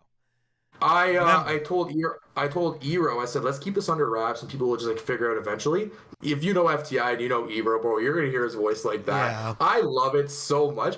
But dude, it's things like that. Wait, let me mention something really good while it's on my mind. Ooh. So last December, I'm not going to say who, last December, somebody told me I need to monetize FTI right away or else I'm never going to enjoy what I do. And I said, let me give you a scenario, and I'm going to try to explain this the best I can. Say January of a year, you commission an artist and y'all do like the money, you do the exchange, right? You're like, hey, okay, I got what I wanted. I paid the money. I got the art. We did that switch right there. That's good. You go to them in September and go like, hey, we have this thing coming out. Do you want to be a part of it? And they're like, no, it's okay. I don't really know you or what you're doing. Like, I don't really get that at all. But now take that same situation where in January, I go like, hey, we have a newsletter. Would you like to be a part of it? Oh, what's the catch? Nothing. So then they become a part of the newsletter. In September, if I hit them up for something, they kind of feel like, oh, they had my back way back when. Of course I'm going to do this, and I'm not going to expect money out of it because it's a genuine love and it's not a dollar sign love. So when I got told, like, you need to monetize FTI because it's going to go nowhere, it's like, tell me right now you can gather people from different pockets all around the world to come together for this community newsletter where you learn about 2 new people a week. You have a guy from New Zealand on The Voice. You have Flixo. You have Shoop. You literally have Artie and Grayson. You have Emerson doing things. Yeah. And dude, yes, FTI commissions artists and we pay artists for their work. But when we work with an internal crew, man, it is all out of love for each other and knowing we're building each other up. Right. So whenever somebody says to me, and it happens a lot, and it sucks because I was hoping it would never happen, monetize FTI, start a Patreon for FTI so you can make money off it, you will just go like, okay, was this their plan the entire time? Get like a good rep, and now all of a sudden they want money? That's when you don't fuck with them anymore. The only way to monetize FTI this is going to sound weird. I was going to say where most people won't call you a sellout or be like, yo, what the fuck, is to find sponsors. Like our good friends at Secret Labs. No. Yes. No, your good friends at Secret Labs. Yes. Yeah. Like that's the best way to do it. Now there are still going to be the dumbasses who go, "You sold out for a company." No, that's why you work with companies whose products you enjoy, you believe in, you are okay with, right? That's another really good point, man. Is like I think I was talking to you and Eero about it. Like FTI, the sponsors or whatever, the partners have to be so specific to me, especially because I know we were joking around about it. Half the motherfuckers that promote HelloFresh don't eat HelloFresh. Right. Half the motherfuckers that promote Raid Shadow Legends, they haven't even installed it once in their life. You're literally reading the same script on this video, then I will go to this guy who makes different content than you. The exact same script. Dude, I would love for a sponsor to come in and go like, hey, we really like the music corner. We're doing this. This is what we're doing in music. Can we maybe partner something? But the idea of your shit is not worthy unless there's a dollar sign on it, bro. That's dumb. That's really dumb. Like, that's still like the biggest like soft spot for me is because obviously I take everything very like close to home with FTI, but just like try to get someone on your mindset of the dollar sign equals where you are with your thing. No. No. But, and like, for me, it's always been a thing of I will not promote something unless I genuinely fuck with it. Yeah. Like Secret Labs. I've been using this Yeah. specific chair for like 3 years. And the only thing that ever started to fall apart was the armrests, and that's because like when I game, I lean on them really hard, and they like the molding started to peel away from the foam on the inside, and I'm an asshole and I pick at things. So like Yes. it wouldn't look as bad as it does, except I'm constantly sitting here picking at it because I'm an asshole. Like that's not on Secret Labs, that's on me. Because like something starts to be fucked up and I make it worse. Every time. Well, you notice it. You're just like, yo, I wonder if like I just put. Oh, look, more's off. Oh, the look, whole arm look, is it's off. not. Yeah, pretty much. What was? Oh, it was with the graphics, but like that was like you said something really specific there. That was now though, but also there also becomes the shitty moments where you promote a company, product you genuinely love, but something else about the company becomes fucking awful. So I agree. Me and Hero have bitched about the one company multiple times. Yep. That was fucked up. Yeah. That whole situation. Yeah. It's like, because we genuinely did fuck with the product. It was great. Yes. But once you figure out everything else and you see that, it's like, okay, now when it comes to accepting sponsors, I have to be so much more careful. I need to vet them so much more. And like a lot of sponsorships seem so great off their like throwing the words at your eyes, but dude, they could literally write in their terms and conditions, you sign this and we get to own your content from here on out, even like if you don't. And it's just like, oh, so look, this company fucked me over. No, you didn't read what you signed up for because you saw a code and you saw money coming your way. Right. I don't read terms and conditions like every word, but it's also really important that like if I want something to be like a staple of FTI, like for example, the Post Unavailable podcast, they've been partners for like the last like 5 to 6 seasons, and that's genuinely because we fucking love their podcast and there's a great group of people behind it and we know what they're doing. And like we're not doing anything like how we're just talking about like the shitty sponsors or partners. Yeah. My Presca's done. Ooh, time for another one. Yeah. Or are you out this time? I'm out. Yeah, you saw me rip the box over there. Yeah, I'm out. Yeah, that's tough, buddy. That's tough. It is tough. But yeah, dealing with shitty sponsors is tough. Yes. But I think it's really easy. It's also really easy to get sucked into shitty deals with brands you do like because of the name. Yep. Like, it would be so tough for me because there are brands that I do fuck with, like G Fuel. I wouldn't ever take a different drink. That's a lie. I wouldn't take another energy drink deal because G Fuel, because that's what I want. It's the one I fuck with. Yeah. Now I also drink coffee, so would I also take a coffee deal? Absolutely. Yo, but only Tim from the Hortons places I rang my fuck line. with. Right? Yes. Starbucks or Jacksepticeye, the YouTuber, I don't know if you know who he is. He has his own coffee line. Starbucks and the Top of the Morning Coffee are all I drink. You'll never catch me with a Folgers sponsorship. It would be those two. You wouldn't catch me with anything else because those are what I drink and that's it. And could you imagine like knowing there's better coffee out there and you get like that Folgers ad just so like you're like, hey, look, I have a sponsor, so I'm legit, but the coffee I'm drinking is not the coffee I drink off camera. It's like, what? Do something you enjoy on and off camera and be specific. I understand everybody who creates has that urge of like, I want to make this like my full time, or I want to do this where I'm bringing in money. Right. But like, as you said, like the selling out, it happens in the tiniest ways. It doesn't mean you signed a contract for millions of dollars. It's like the tiniest ways that is like you'll have a brand, you'll do something, but then you realize just how many branches your brand has to where it's like your core values are not there anymore because you helped other companies grow and destroyed your brand image. Yeah. And it does eventually. I will never be mad at somebody for getting the bag as long as the bag was for something you truly believe in. Yes, sir. For a product you genuinely give a fuck about. Yes, sir. 'Cause Yes, sir. I don't know. I've never understood the coldest water bottle company is giving me a sponsorship deal, so I gotta take it. I've never used one of their water bottles before, but They're man, I sending want me it. a crate full of them, so when I do that fake enthusiasm on the camera, my audience isn't gonna buy one because they know I know what I'm not fucking talking about. You can read off my face. I don't know what the fuck I'm selling right now. I'm reading Right. a script behind my camera. Right.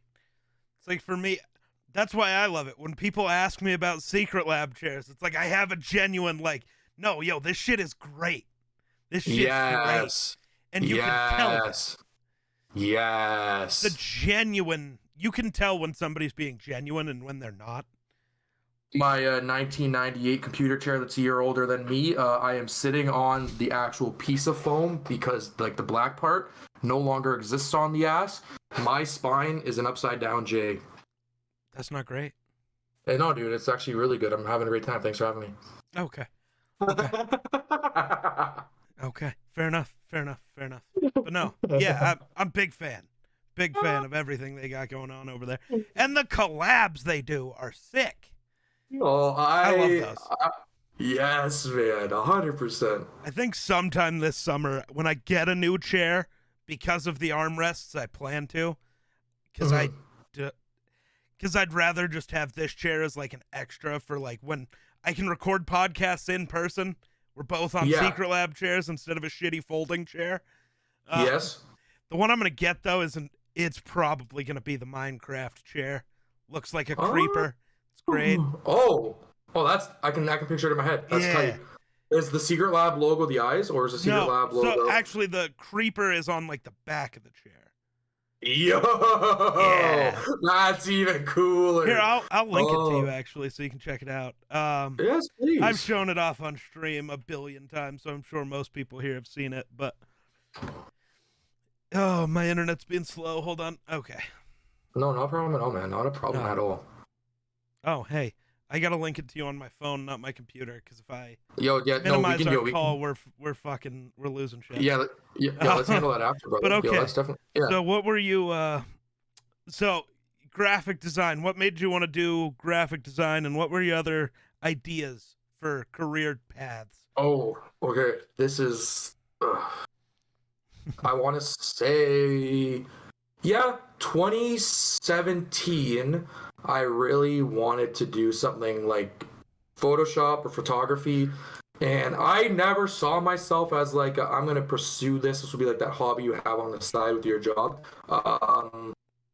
And I did a college dual credit co-op with Dalton, funny enough, and like I learned Photoshop in there and such, but like I learned like the bare minimum, and I was like, oh, this stuff is not even a walk in the park. This is so hard. What the hell? What do you mean learning something that's literally everywhere you look? A graphic is so hard to do. Oh my god, no way. So I spent like a year doing god awful graphics. I'd spent like a year doing awful graphics. The end of 2017, I started a clothing brand, and its name was Fuckboy Fashion, FUQBOI. And when I tell you, I thought this was, dude, if you find it on Google Images, that's hilarious. One second, I lost my train of thought. No. The idea that I thought I had the next revolutionary product brand, like Supreme's gonna hit me up tomorrow, bro. Like, that was like so in my head, man. Like I thought like I was walking on this idea. And then I just realized over time, especially looking back at like the vault and stuff with like the graphics and the photos you did for it, man, it genuinely looks like one of those Facebook ads where it's like insert last name family here, did this, did that, get this graphic tee right now. And it's like all of these look like fill in the blank, ugly ass designs from a guy who doesn't want to actually go do something. So the end of 2018, I did another clothing brand, and it was called Poor Decisions, but that one was actually a lot more professional compared to Fuckboy, because like we were producing on Champion, and like there was actually like a brand image, and like there was like a mission statement, instead of going like, I want to see what this looks like on a Gildan shirt and print it and sell for $50, not 50, but like, you know what I mean. But the Poor Decisions, that's where I started to really find like, hey, if you can make something seem like an event, or you can make something seem like you need to be a part of it, do it. Going back to Fuckboy for a second, August 2018, we hosted a concert called Living the Dream Fest. And as I'm going to talk about it, man, you're going to realize how much of FTI was already happening without me knowing. Living the Dream Fest was a local concert hosted in Guelph that had local musicians that I knew of, and I hit up people around to come to it, and we didn't sell clothing. I wanted people to realize that the music artists I listen to, they are really good.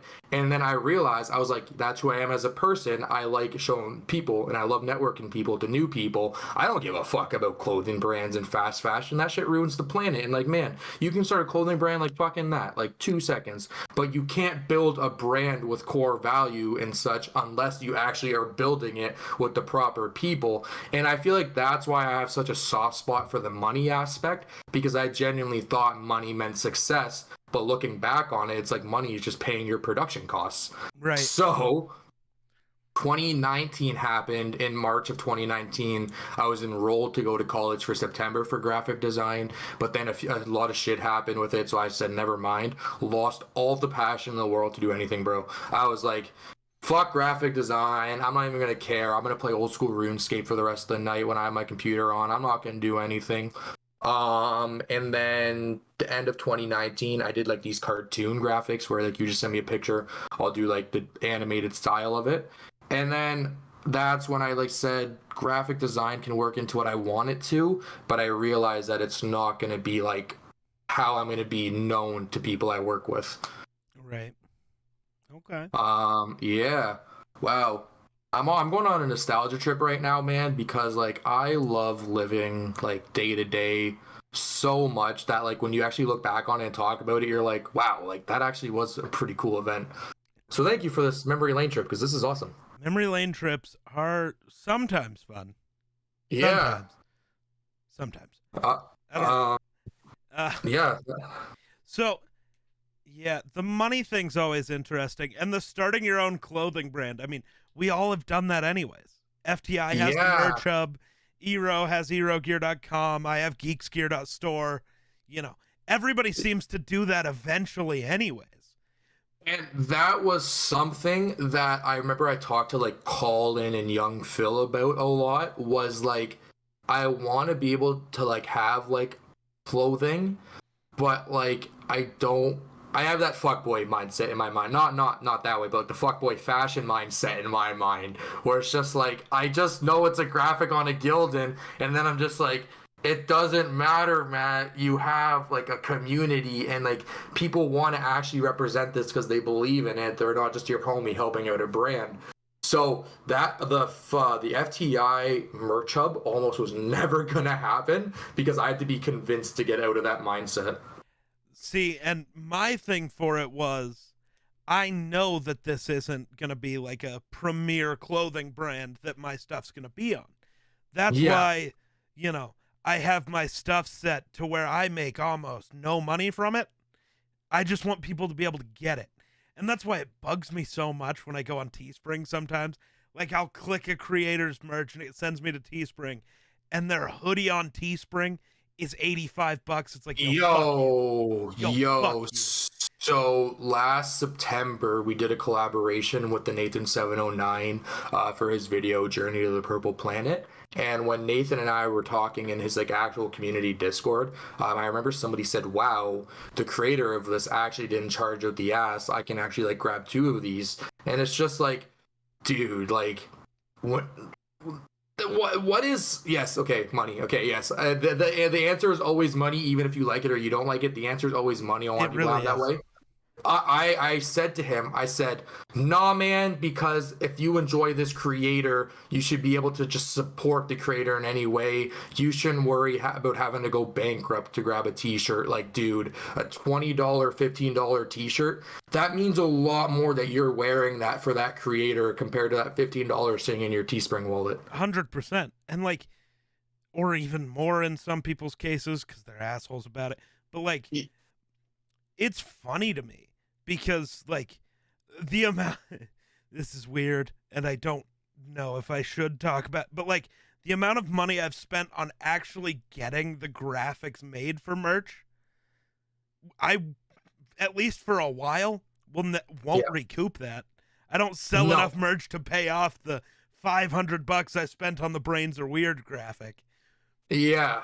But it's like, it was worth it because that graphic It was is so sick, worth it. and people get to rock that and see that. And, you know, not only do I get to have this cool merch on the merch store from an idea I had, but then, you know, an artist that I know got to create something cool and get paid for their work. Like, let's talk about Red for a second. That one wasn't a Red design, but Red is great. I know. Red. Oh my phenomenal artist. So I sent you the Secret Labs thing, but I got to send you this one too. This was the most recent thing Red created for me. Okay. It is. There you go. Let's check this. Now it's there. Yeah, man. I saw you had that little video ad in your, was it your MLB video? Dude, I was like, no fucking way. That is so cool. Yeah, man. That one's sick. No, we talked about it yesterday, and like we don't have to talk about it with like what the specific event was. Sure. It was that one T-shirt where I said, man, like I still feel guilty about everybody that went in on that, but everybody is also saying like, no, man, like we invested into this idea because the brand and we want to see this and it's a cool design.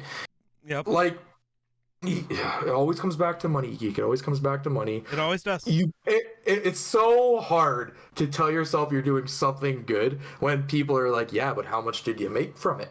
Yeah, but right. how much money did you? So you got no money from it, and you're happy because appreciation. I'm fucking thrilled about appreciation. Are you kidding me, man? Yeah, of course. See, it depends on who's talking to me. Because sometimes I'll just go, it doesn't fucking matter how much money I made from it. Either way, I can make $1,000 from a merch designer. I can make $0. Doesn't matter to some people. I won't tell them because all it does is cause bigger issues. When I talk to somebody new or I talk to somebody you only see like 3 to 4 times a year, they're like, oh, so it's like your full-time job now and such because it looks really good. And I'm like, I'm so glad it looks that way to you because you have that idea that like it must be the money behind it that's doing really good. And then you find out it's the team and what's going on that makes it good when you learn about it, dude. You sold them on your idea in a whole new way and they kind of like become more part of the community because they're like, oh, this is really comfortable. This is really friendly. Sure. Yeah, money's weird, man. And like, oh god, go ahead. I would really, yes, of course, I would really love for FTI, and it's gonna be my full-time job one day. But like, I don't wake up and look at my wall and go like, all right, I need to make $500 in the next month to know what I'm doing is worth it. I just say, if someone tells me thank you for featuring me in a newsletter, I'm just gonna say fucking right. That was the best time of my life today. Like. It's the smallest things that you just remember because as I'm talking to you, I'm noticing I'm pulling key conversations from like 3 years ago because they stand on me that much. Yeah. No, but like what I have noticed is because of the pandemic, right? A lot of people jumped into the content creation thing as a source of a way to make money. Yes. But now the pandemic has mostly receded, right? People are going out and doing things again. The views that were there on Twitch, because, you know, everything exploded over the pandemic. Oh, yeah. So the views that weren't there, they're not there anymore. Dude. Some people's numbers have dropped dramatically, and they're all bitching because the only reason they got into it was for the money. And now you're learning that. As much as they acted like it was a pure passion project. A passion of mine, yeah. You're seeing now like, oh no, it wasn't. Oh, dude. We talked about it yesterday. Hey, if you give me 50 likes on this tweet, I will drop my new song. Are you fucking kidding me, my guy? I don't drop understand the that. song, man. Make the shit. Make content. Do not ask people to show you a bunch of your own music, homie. Right? Dude, I honestly, every time I see posts like that, I hope they never get the likes. And he's never allowed to drop his song. Because then if you drop the song without getting it, people are going to call you out. And dude, okay, so this is a situation that we see way too commonly, and I know you see this with me. Yeah. Is when it's like those tweets, like, and I'll do this, and then the product gets like barely no attention, and all of a sudden they're salty at their community. They're like, oh, that wasn't as successful as I wanted it to be. You guys really failed me this time. Maybe next time we'll do better. That's a joke. That's a drop joke, the fucking man. product.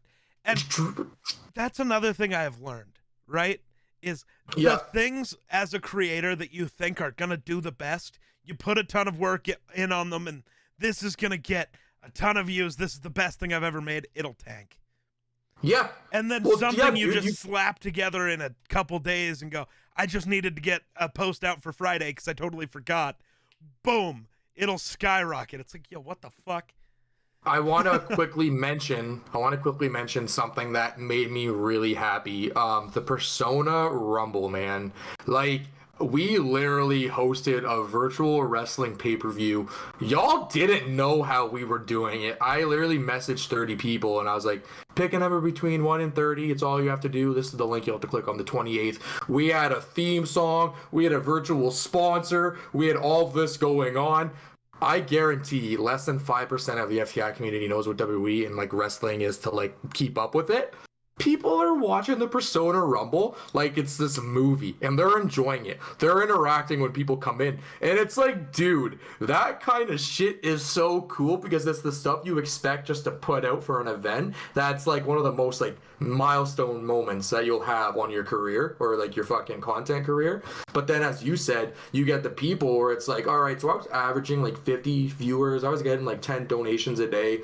My community sucks because they're not giving me their wallet anymore because I haven't changed up my content, and I'm starting to show you that what I'm doing is specifically for the money and validation. And it's like, have fun. Have fun. Absolutely. It's so weird to me, too, that, like, I don't know. It's even weirder to me, the people who will show you they're only in it for the money, and everybody's just like, oh, so they don't even like making content. They're here straight up for the money. Here's more money. It's like, what? Why? Dude, I used to, well, I still do. Like, I shouldn't say like, oh, I'm all positive thoughts. I never get in my head about it. As I mentioned at the beginning, I'm very much in my head about it.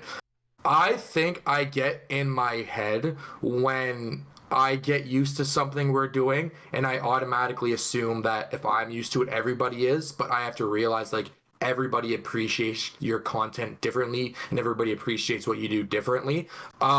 Back in January and like the end of January, I was having like that seasonal depression wave.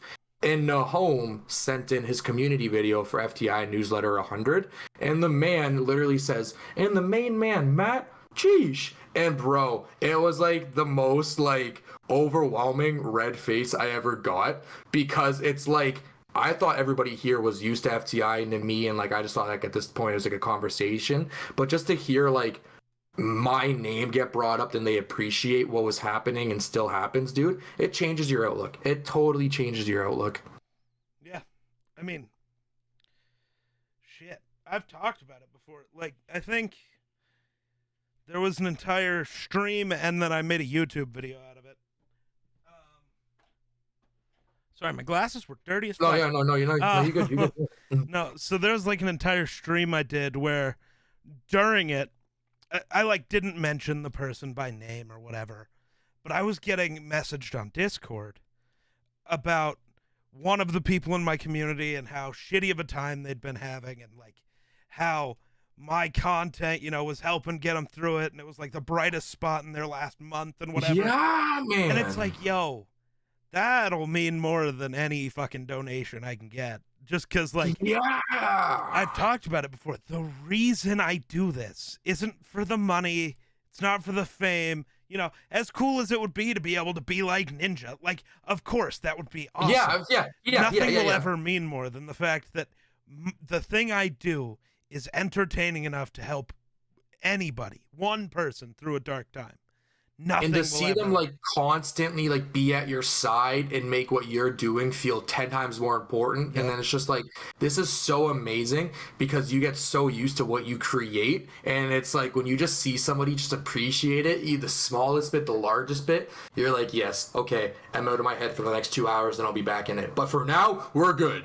The only other thing that has ever felt remotely close to those moments is seeing a creator like you used to look up to, like somebody you used to watch a billion times. I know you saw it on Twitter. I got rated by Liam for the Winter, a zombies Yeah, YouTuber that yeah. like I watched back in 2016 when I was starting all this up, and I loved his content back then. Those are the only times that it comes close to anything else, because it's like, yo, that's a guy I fucked with, who had Yeah, no and clue who I was, he's and fucking now with he's fucking you. like that is the Yes, wildest moment. 100%. I love that. It's like, yo, Yes, he man, had no clue who the 100%. fuck I was, but I knew him, and he found Yeah. me. Like, that's sick. Oh That was a man. whole. I nearly broke down right when that happened. I was like, I yo, caught that. yo, Yeah. pull it back together. Oh, Goddamn. we're streaming. Okay.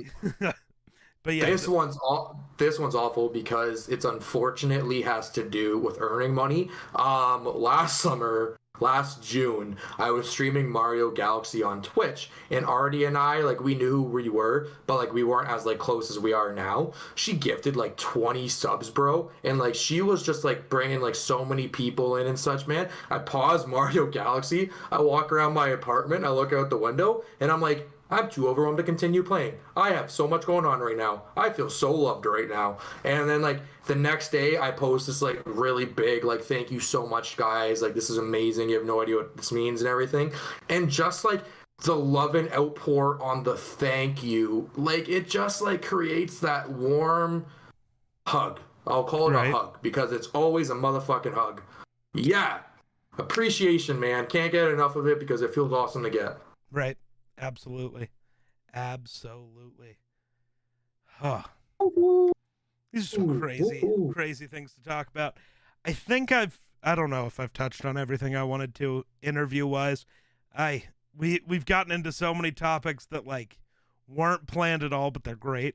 So Man, you can hit me with anything, and for the most part, I'm pretty much an open book with what we can talk about. well, valid, but oh man, it's just wild. So I do want to know, outside of all of the wonderful artists who are part of the FTI community. I mean, Yes, yesterday you were telling me how Billy Talent is somebody you're really into. What are some yes, other artists that you put up there? dude. So like all of do you want me to do music or do you want me to do like inspiration role model? Music first. We Okay, can get into the so other stuff in a bit. I'm gonna pop open Spotify real quick. Okay. Because actually this is a video cast. Fuck it, they're nicely organized there.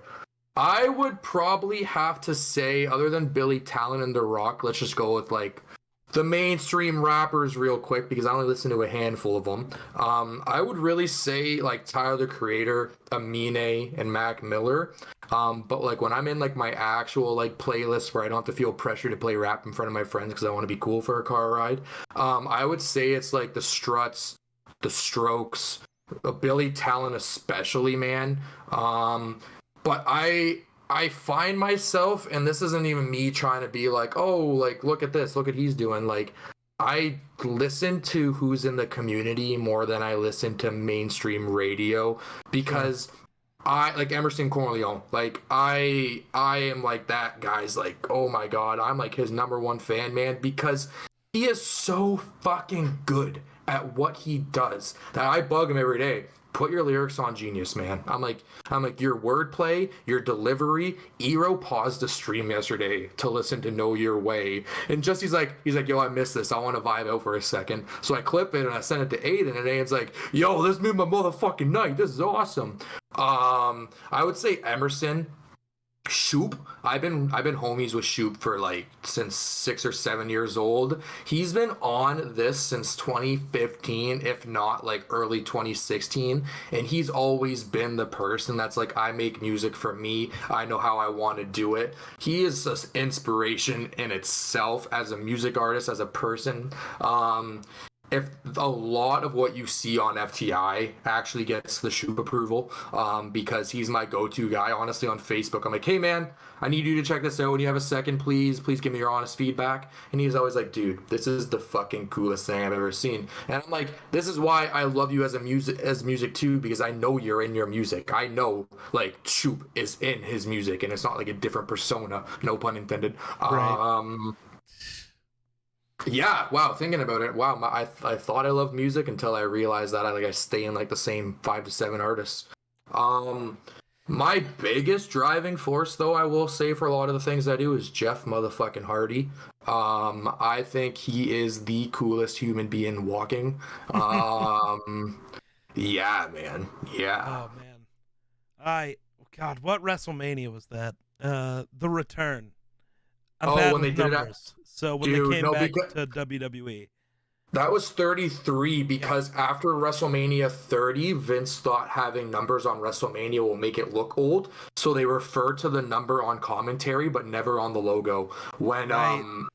When I look at WrestleMania logos now, I always have to say, what number are they on? So then I go 10 years to where they were, and I'm just like, okay, add like 5 or 6. But dude, not putting a number because you think it'll look old, I personally think like, yo, that just shows you've been at it for so long. Put number 50, put WrestleMania 45, because that's fucking sick. Well, and also it helps us know when the things happened. Like, I'm a big wrestling fan, dude, but when someone's like, yo, WrestleMania 37, and then like before they tell me what happened there, I'm just like, I can't picture the logo in my head. But Right. if you say like WrestleMania 23, I see the blue logo, and Sure. WrestleMania 25, I see the star. But if it's just a WrestleMania with no number, I'm just like, tell me a match there and I can name the whole card. Right. But dude, the excitement I had.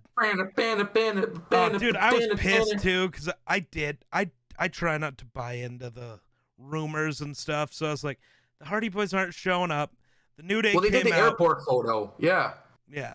But the New Day came out and they were talking about how somebody else was in the match. And I'm like, wow, WWE's really leaning into the get everybody excited for the Hardys. And then the New Day's just going to wrestle. This is stupid as shit. Especially Kofi walking to the ring like, Yeah. oh, like, yeah, you He know was like it's us. creeping up there. Us. And I was like, God damn it. Dude, Then the my fucking phone- music hit and I popped hard. I have a really good friend. His name is Jeeber. He has his angle. Is this it? Oh my god. This is when Jeff did the Swanton at WrestleMania. I don't know if we're gonna be able to see it, but okay. Just listen. Didn't hear it at all. But Okay, yo, so essentially, I yell, holy fuck! Because I'm like, Jeff Hardy's on WWE TV. I bawled my eyes out in 2009 when I was a kid and he got fired in that steel cage match. This is the coolest thing going on right now. And then I remember I woke up the next morning, bro, and I was just so happy at school. Like, I was the reason Jeff Hardy came back. Yes. Walking around like, yeah, man, I'm so happy Jeff Hardy came back. Life's good, life's good, life's great. oh man. But Oh. see, I have weird music taste. Mhm. If you pressed shuffle on like my vibin' playlist, because that's what I listen to the most of the time, it'll cut from like Day and Night by Kid Cudi to to, Colors by Crossfade to country music to heavy metal. Like, I don't there's only one like style of music that I just vibe with, and that's like the one that is impossible to categorize because everybody calls it something different. But like pop punk, so like Linkin Park, Green Day, Good Yes. Charlotte, that's the like genre of music. That's the only one that it's like I vibe with most things that get made there. You Otherwise, definitely it's have like just pockets of every genre, but like when somebody asks you to name like 5, it's like, oh shit, I forget the whole world of music because like it's pockets I listen to, but I enjoy a specific genre. Right. Yes. that's why like my current, this sounds awful, but like of the mainstream artists, my current favorite is MGK because Really? he brought back pop punk. Yeah. He like, made I it never- real again. and I love it. I've never given MGK a chance because, bro, I when I hear that Invincible song that they did for John Cena on The Rock's promo, bro, MGK, right now, man, just because like WWE like put it on for 5 days a week for a year straight, building up to this match, Yeah. and then he does that album last summer, and like I unfortunately went with like the herd opinion, and I was like, yeah, it's probably shit because it's MGK. I'm sure it's a fucking great Dude, album. Tickets to Like My I'm sure. Downfall is Yeah. one of the only albums in the world where I can sit down and listen to the entire album. Okay, that's there's special not then. a Like front to back. There's not Yeah. a song I really want to skip. Like I'm chilling with all of it. It is Hell so yeah. good. Hell yeah. Yeah, And the man. weird like music video he did for it, he didn't do like a music video for every song. They made like a movie based around the album. It was so cool. Like it's so good. Audio visuals, I think that's the name when they do like I could be wrong. Audio visuals that like even give you like a different instrumental, or they give you like a longer like minute of a song, dude. Those are so special because it just shows you that the artist loves what they do so much. They'll do different variations of it, but you'll be familiar with the original concept. Right. I love that. I love that. It's Okay. so good. And then his newest like pop punk album, I have not listened to the entire thing yet. I've listened to one song. Yeah. Because it's really hard for me to get into new music. Like I find like that's why my playlist mostly consists of songs that are 10, 15 years old. It's because like I found these songs. I like these songs. It's really tough to get me into newer stuff. I mean, and that's what I love about FTI. I'm getting into some new artists, which is great. Yo, okay, I gotta be honest with everybody real quick. If anybody has made it this far into hearing me talk about FTI, first off, thank you so fucking much. This is amazing. Second off, I gotta Jedi's be real. definitely here. Jedi's definitely here. Jedi, I actually appreciate you so much for that 2K22, man. Like, I want to create a 2K22 thing, and like I wanted like a small group of us to like trade around community creations and things. I think Jedi bought the game specifically because I was like, dude, it's a really good game. You'll really love it. And then he's shown me what he's creating in it, and I'm just like, yo, this is the coolest fucking thing, man. Like, let's go. Jedi the goat. I gotta be real. I lurk in a lot of streams. Like I will lurk. Like for example, with you, I will lurk in your stream, and then sometimes I'll just like go lay in bed, never even tell you I'm in there. You'll have like, for example, you had Wednesday on in your MLB video in the background. Yep. Dude, I either A, clip that, VOD that, or B, text the person. And I'm just like, yo, so here I am lurking in this chat, and all of a sudden I just hear Wednesday pipe up in the background, or like Tanya Riviero, or dude, Mindy walking into your streams and hearing Mindy, bro. Mindy's constantly playing in my streams now, man. I just continue, dude. The early 2000s pop fits punk, my dude. vibe. Like, dude, Mindy fits my vibe too much. Yes, too much. It's great. Mindy went above and beyond for Welcome Inside. He created a whole interlude for Red House to lead into Red House. And I was just like, I appreciate that. That is so awesome. And then it turns out to be so marvelous. Like, I don't know if you heard the interlude to Red House, and if not, I will link it after. I don't know if I've heard the interlude, but... Oh, it's so good. So yeah, when odds are, if like you see me in your chat list and stuff, and you're like, oh, he's probably just keeping it on the background. I'm watching your stream. I'm just freaking out that there's music going on from the community, man. Yeah. And then Mindy, though, nothing is ever to me gonna top out my head by them. That nothing else is winning. That wins. It's over. Oh, Game over. Game over. Yeah. I don't know why. Songs stuck in my head all the time. I think that came out last September because I remember FTI did a little bit of promotional graphics for it, and Mindy was like, yeah, check this out early, dude. I literally kept my Groove Shark thing on repeat as I was making the newsletter because I was like, this is so good. I feel like I need to hit them up and be like, can I just use this as like the new outro for my YouTube videos forever? Like, this is just the new outro. Because I've been rocking the same outro music on YouTube for like 4 years. No, 100%, man. Maybe use it for my intro too. We'll see. Yeah. I don't know. But yeah, it's so good. he's also a producer as well, so he could probably just even whip something up so similar to that That's style true. that fits your That's stuff. true. That's Yeah. true. But yeah, Flixo, all the stuff with Wednesday and Flixo has been so good. Yo, I mentioned this on the eCast, I believe, and if not, they did like 8 to 12 Fridays last year of a new single every fucking Friday. And when I tell you, man, That's dope. it was some of the strongest in like their respective discographies. I'm telling you that like you could like throw one on shuffle and I'll go like, yo, this one came out before this one and after that one, because they found such like a formula that was so unique that you were drawn to what Friday was going to sound like. And not to mention those two are like a dynamic duo who literally create magic from halfway across the world. Right. Last summer we created a group chat between Emerson, Flixo, Wednesday, and myself, and literally I think it was Wednesday or Flixo that said, no, we've never really had like a voice to voice conversation. And I was like, imagine being on the same wavelength with someone where you could strictly do it on text. That's so special. That means Right. like you met your music partner, dude. Right. Right. Right. Oh Oh, man. I love the people in the community. I don't know if I express that enough or like it comes off me at all, man. Uh, But I I really really don't love think it it. does. You really No. seem sheltered and very Yeah. Oh, not by letting all. anything out. Absolutely not. Dude, it's the greatest time of my fucking life. Undisputed has also been. I mean, Yo, that's been rocking in the playlist for a while now. wrestling in '01, and I'm feeling pretty ruthless. Might fuck around, shave my head, and turn Buddhist. Too bad you're a fake wrestling fan. The Ruthless Aggression era started in 2002, everybody. I'm very sorry, and just I hope you know when I wrote that afterwards, I knew it right off the bat, but Emerson said the take was good, so we rolled with it anyways. That's tough. That's tough. Yeah, yes, sir.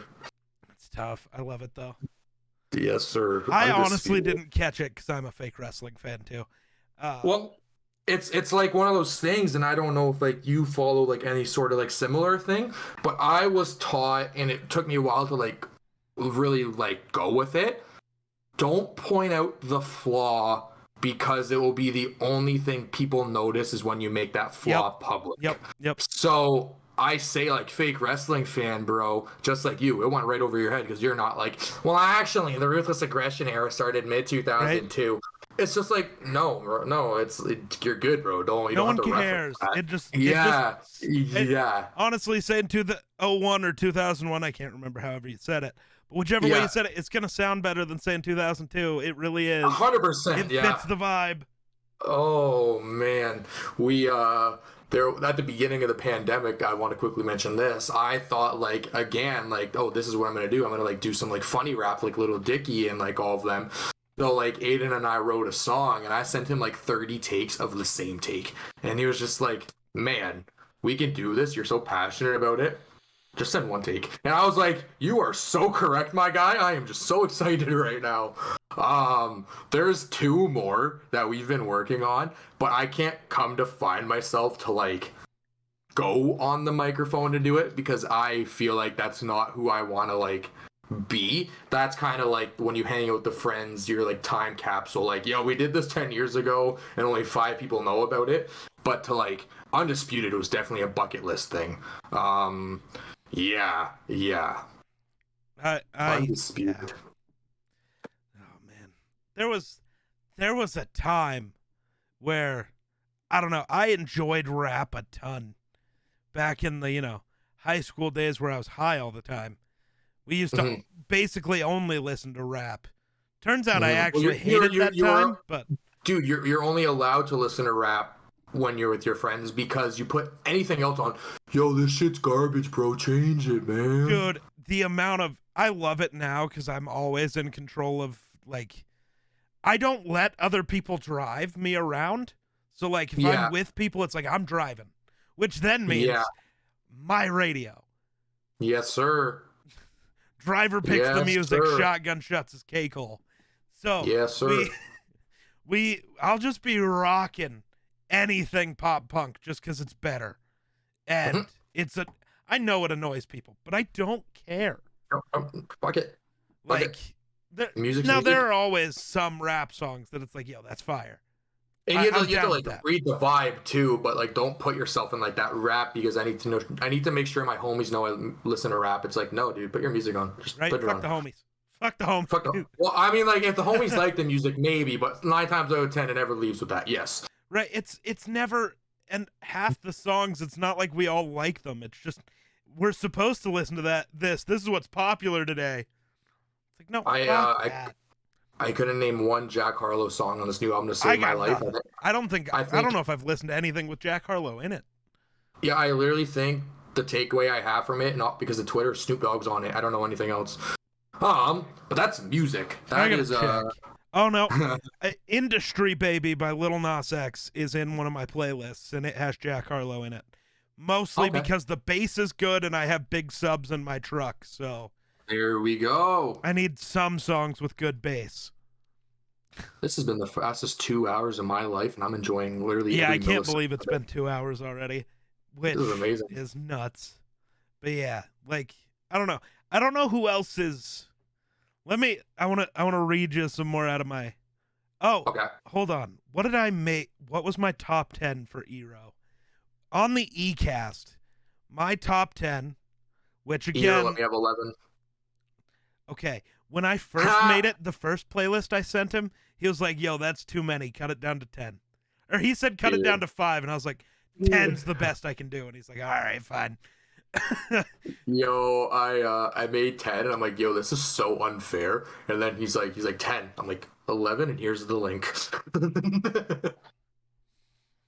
But so got all fucked up by the Amity Affliction.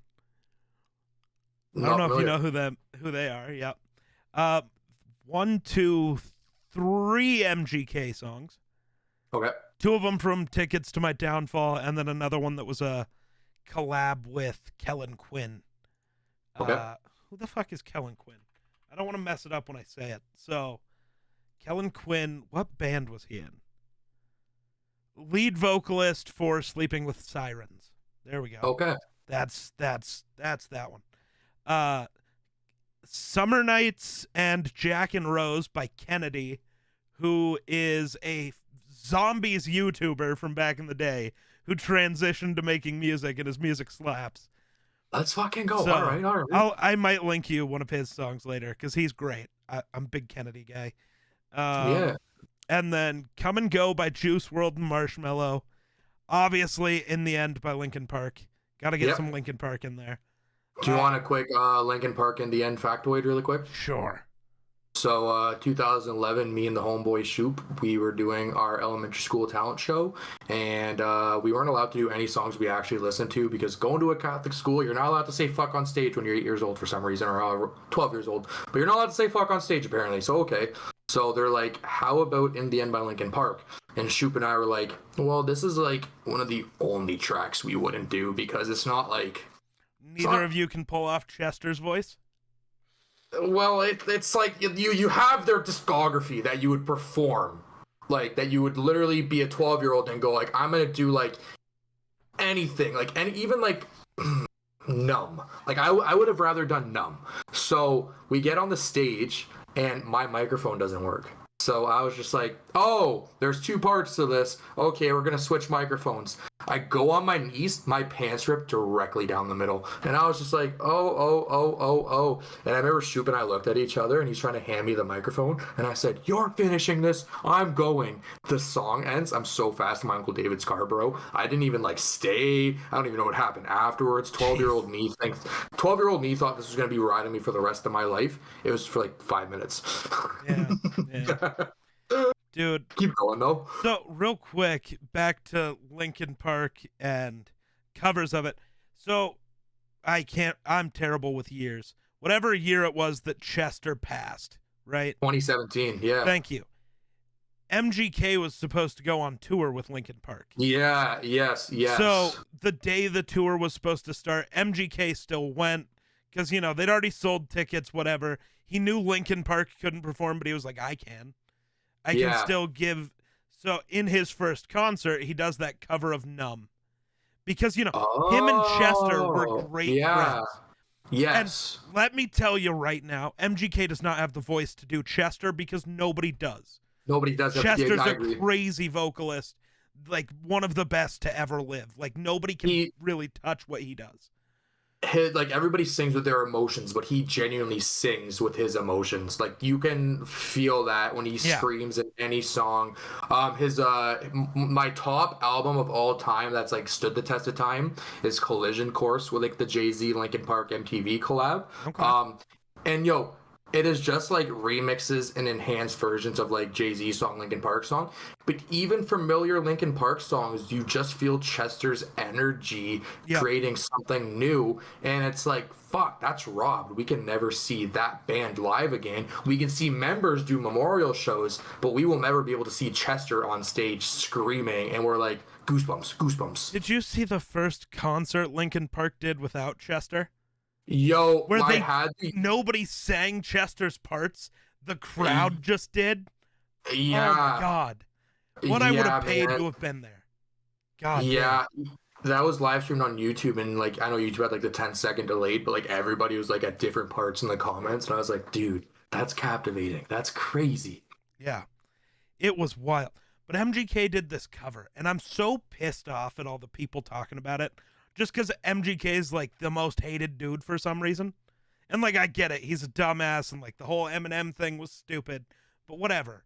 Everybody's like, he should have never did a cover of that song. He sucks. This sucks. Why would he ever do that? That's so disrespectful. It's like, no, it wasn't. I as I said, like I shit on him because of, like the herd opinion, Yeah. like the general consensus opinion, but like he's famous for how he wants to be and who he wants to be. So like Yeah. no matter what people think of him, it's just like he's doing what he wants and he's having the time of his life. Like, yes, sir. Absolutely. Like, but that cover, it's like he's not able to cover numb the way Chester can sing it, but you can also hear he's like almost breaking down the entire time he's trying to sing it. Because him and Yes. Chester were good friends. I think nobody wants to Um, acknowledge that part. what was the song called? Something Light. It came out right before he passed away, or they released it when they passed away. It's like the covers the beach, the covers them at the like it's like water at like Let me sundown. let me Linkin Park it. Um Let me Linkin Park it. yeah. One More Light, dude. One More Light. The uh, album or the song? the song One More Light. At that time something crazy was happening, and like I always find it so impressive when an artist can make a song that like captures everything you're feeling, because as we said before, it's incredible that like everybody can feel something and like feel like they're the only one, and then you're all of a sudden kind of like lifted up because you're relating. And that song, dude, holy shit, it is so well done. I don't know if you've ever listened to it, dude. Yeah. Swimming by Mac Miller, that album from front to back, man, and this is so generic to say, is an actual mood. Like I'm like, it is a mood, man. Oh, So my song from One More Light that hit that way was not One More Light. It was Heavy. Heavy was the one that I fucked with hard. That's a yes. Yeah. I know what My I'm doing God. after this. We're loading up a new playlist. Oh no. Oh no. I'm looking just at my playlist, seeing what other wild shit's on here. Yeah, man. But yeah, Kennedy does some great stuff. Oh, I have an I Prevail cover of a Taylor Swift song. It's fire. So I yeah, haven't listened to Punk Goes Pop and forever. Pop Goes Punk. I haven't listened to that in time. Hollywood Undead, man. That's another one. Yeah. so I Prevail did a cover of Blank Space, and it's wild. I think I've heard that. I think Maybe. yeah. Good Lord, what else is on here? Got some NF, got some Apocalypta, because apparently that's my vibe lately. Linkin Park, obviously. Avril Lavigne, still rocking Avril Lavigne in 2022. I love it. No, she just did a sold out arena tour this past Sunday in Toronto. Did she? Sick. Yes, sir. I love Yes, Avril sir. Lavigne. Man, a vibe, a Canadian vibe. That's true. You got some All-American Rejects, Hinder. If you had accused you. See, that's not even the song in my playlist. It's Move Along. Oh my I'm god, rocking that's Move Along right now. Is that what? Is that the Gears of War song? I No, don't know. dude, it's that Elephant member I was telling you about yesterday, dude. I Yeah. get too deep in nostalgia. Yeah, then I got some Hinder rockin', Eminem, um, country music. I don't really want to talk about what country music I listen to because country music fans are weird and I don't like to deal with them. Eve 6. Still rocking Eve 6. Avenged Sevenfold. More Avril Lavigne, because of course there is. Motionless in White. Big Motionless in White guy. That's not true. I like 3 of their songs. But that's normally how it goes with most artists that aren't just straight up pop punk. It's like, I fuck with like these 5 songs, never heard anything else. And normally they're not the Yeah. most popular songs. Oh shit. Okay. Yeah. Okay. Okay. Like Motionless in White, the 3 I fuck with, nobody else really knows. They're like, those Oh were shit. songs that don't matter. I'm like, yeah, but they're the ones that fit my vibe, so fuck you. Do you think an artist? Do you genuinely think an artist would just go into a booth and go like, "Hey, I'm gonna create 4 throwaways that specifically will have the title of Nobody Will Care About It"? Dude, like you might not even give a fuck about the most popular on the track. You might give a like the fuck about the one that doesn't get streamed the most. Right. Right. And then I have an entire 2000s vibes playlist that is like, oh, it's only 8 hours long. That one's short. That one's tough. Because I think my stream mix, I'm still working on finding all the different music from, Wednesday and Flixo and everybody. Because, again, I'm not one of those guys who can just play every song. Like, I got to vibe with it. Yes, sir. So, Yes, sir. like, I don't care how much I love you as an artist. It's like, I'm not going to like every song. I need the ones I vibe with, and we'll rock those. How about I don't care how much I love your music. I also need to love the person behind it, but we won't get into that. That one's tough because I don't always love the person behind it. There's some songs. There's some songs you're like, fuck, this is so good. This one's kind of a bop. And I don't know. Yeah. I feel like I'm supposed to never listen to it again, but nah. That's tough. I also hate that. The weird, I'm only, here when you're doing something for me. Outside of that, I can't be that. That's such a weird headspace to live in. At least I feel like. No, I'd like to say I am out of that mindset in like terms of like not letting it affect me, man. But like, you will always have those people, no matter what. And it's like how like the majority of our conversation, it's about the people that give you that appreciation where you can name key moments. Because like, yeah, you can name key moments where you were done dirty, but you don't talk about it with like so much passion and enthusiasm. You talk about like this guy did this and it made me feel this way because that was so fucking awesome. But then when you let like that one negative comment bug you, you're just like, yeah, we should have learned better, but you wouldn't have known unless you tried. That's also, negative comments are also the weirdest thing. Because, like, you can make a video or whatever piece of content, you can post whatever, that gets 100 million comments talking about, yo, this is great. Yo, this is great. Yes, and sir. the one guy who goes, this fucking sucks. Instagram's That's a the walled garden. only one you care about. Sorry, like I can't believe how much attention this guy got from me. Because Right. like, I read it and I was like, I read it and that was cool. And then we went fishing the next day and I mentioned it at fishing. Went home the day after that and then I talked to my mom about it. And then I was just like, oh shit, it's on my mind. And then we talked about it here for a bit. Just the way negativity sticks more than positivity does is weird. Yes, sir. Yes, sir.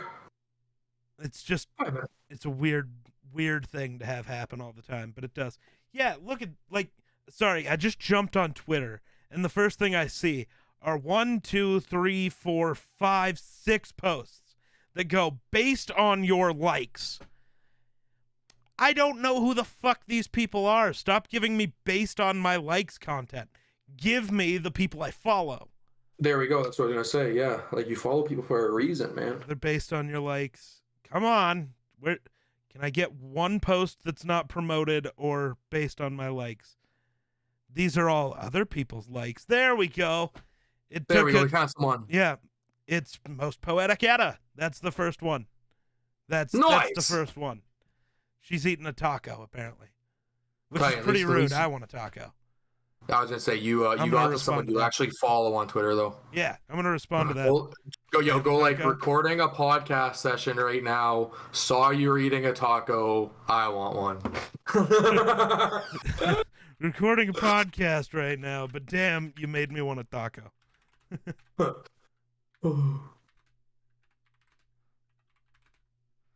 Oh, man. That's wild. Twitter, what the fuck are you doing?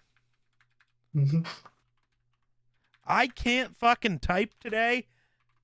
That is okay. Oh my god. I have not spelled a single word correctly the first time through this entire time. Jesus. That was tough. All right. But yeah, I mean, so now that we are probably close to done, is there any upcoming FTI stuff that you want to talk about? So as of the release date from this, we are planning, or we have already kind of hinted at, we have the Emerson Corleone concert plus a mini vlog coming out at some point during the Noble season. To actually, June 3rd is when Sexy Stan Smith is wrestling at 365 Pro Wrestling. We have been hounding to get this guy on the card. We're like, he is so fucking good at what he does. You guys want an audience to come out for your wrestling. We are literally telling you there is a wrestler waiting to be booked that can bring an audience. And now that June 3rd is the day he is wrestling, man, I'm not lying to you, dude. I'm honestly expecting this guy gets the biggest pop of the night, because we're taking up an entire section of like friends, family, fans. It is going to be one wild night. I don't know. Like there's so much stuff we're working on like right now on like May 17th, but like between now and then, I was showing you my calendar. So much shit changes, and like we'll put something like, hey, we want to do this, and then like secretly it'll fall apart, or like secretly needs a little bit more work. By June 3rd, the confident things that should have happened are the kickoff of the Noble season.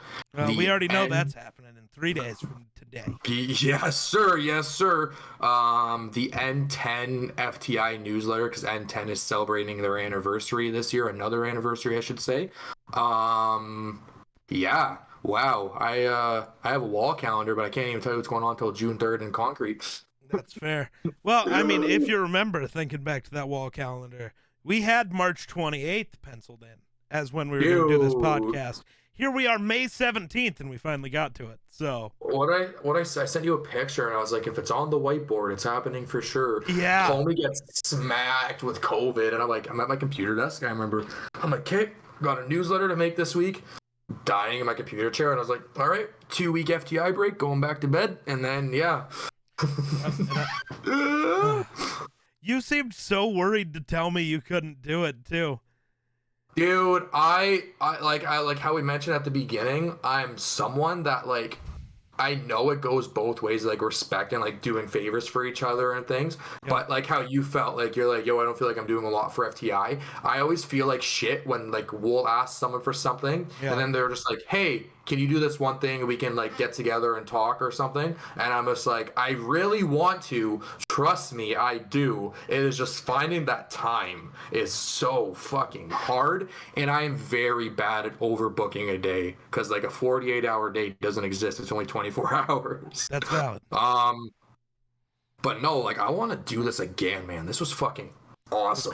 It was great. This was awesome. We went over 2 hours, which that does not happen often. We can look back and count up the times. Now, in the past week, it's happened. Not the past week, but the past month, it's happened like twice. But pre that, it is not an oft happening thing. I don't even think me and Hero went over 2 this time. Holy shit! There was the one with Miller football the other day. That was the 3.5. That was the three. Yeah, the more than 3.5. Yeah. And then we have to go all the way back to The number 100. No, 102 actually was 2 hours and 102. 7 minutes. Shit. Then yeah, 4 hours for episode 100. And then so we're at 3 so far. That's the amount of times it's happened. Woo, that one's close. Episode 89 went 1 hour and 59 minutes. That's close. Oh shit! That's What's that? They opened 89 and 88 both got right there, but couldn't get over the hump. Let's see. That one did not. 82 with Eero did. It went 2 hours and 4 minutes. Episode 76 went 2 hours and 1 minute. So there's 5. So this one's the 6th technically. I'm so down. far. All right, I'll hold that You're in. definitely top 10 though, and being top 10 out of over 120 episodes is pretty decent. There's Yes, number sir. Yes, sir. 7. Ooh. God, how many fucking podcasts have I done? I think that's 8. Number. I know, but like just scrolling back through, it's like, oh my God. Yo, the nostalgia trip, dude. It's so different. It's so different. So far we've gotten to 8 that are that long. That one might be. So I'm going to go 9 there. And this one also might be. I got to play it and pause it. Play it and pause it, boys. Play it and pause it. Nope. So there is 9 episodes that have gone over 2 hours. That's it. Let's go. And you're one of them. Let's go. Thank you. Congratulations. That's fucking awesome. I don't know if I'll ever do another episode like episode 100 again, though.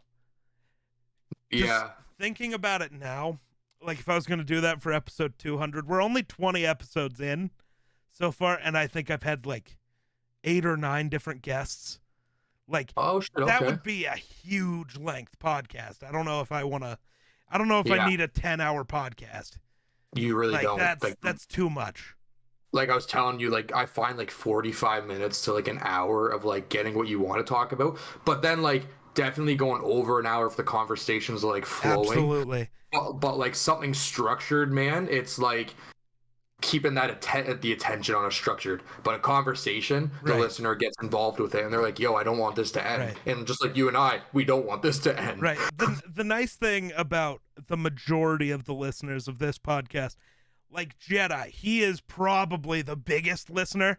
I think he has gone back and watched every episode all the way through. At least he was working on that because he listens to him while he's at work because he can play him in the background and just keep it going.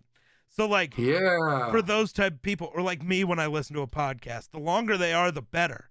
Because like, I got to go to town today. That's a 30-minute drive just to get there. And that's before I start doing all my shit. So it's like, podcasts got to be over an hour or else they're not enough for me to get to wherever I'm going at home. Good way. I agree with that, actually. I really like that. I feel like a lot of people's commutes might be shorter, but a lot are longer. Still. Like if you're living in LA, you're going 2 miles, but it takes you 10 hours. So 10 hours, exactly. So, yeah. And, normally a podcast to me is like a background thing. You're listening to it while you're doing a bunch of other shit. Nothing else. It's not like, yes, sir. Like it's in video form because YouTube's easily accessible, but it's not something you're focusing in on. You can just pop in a headphone and go do everything else you're doing while it's playing. It's just like background music, basically. Only yes, to sir. me, I agree with this. Sometimes a podcast for me is better. It engages my brain more, so I don't like zone out or pass out. That's why I normally listen to podcasts while driving. It keeps me. You're in the conversation as you drive because you're answering, like, if that question you think about, like, who you relate to more. Yeah, right, man. Yeah. So, I love it, though. I love that. So, the last thing for you, plug anything you want to plug before we end this. Hello, ladies and gentlemen. It's the cheap plug time. Hello, ladies and gentlemen. My name is KapaaMatthias. That is the KapaaMatthias. I've never done that one before. I'm surprised. Okay. I don't like self-plugging, and I understand that this is the time to do it. I want everyone to check out Couch Apparel, to be honest with you. Dylan is one creative genius. Every time we talk, I tell him how much of a creative genius he is. His clothing line, his graphic, his portfolio is all visually stunning. His friend Brianna, or like FTI member Brianna too, her portfolio is amazing. She just released a short film not that long ago with 2 more, I believe, before that.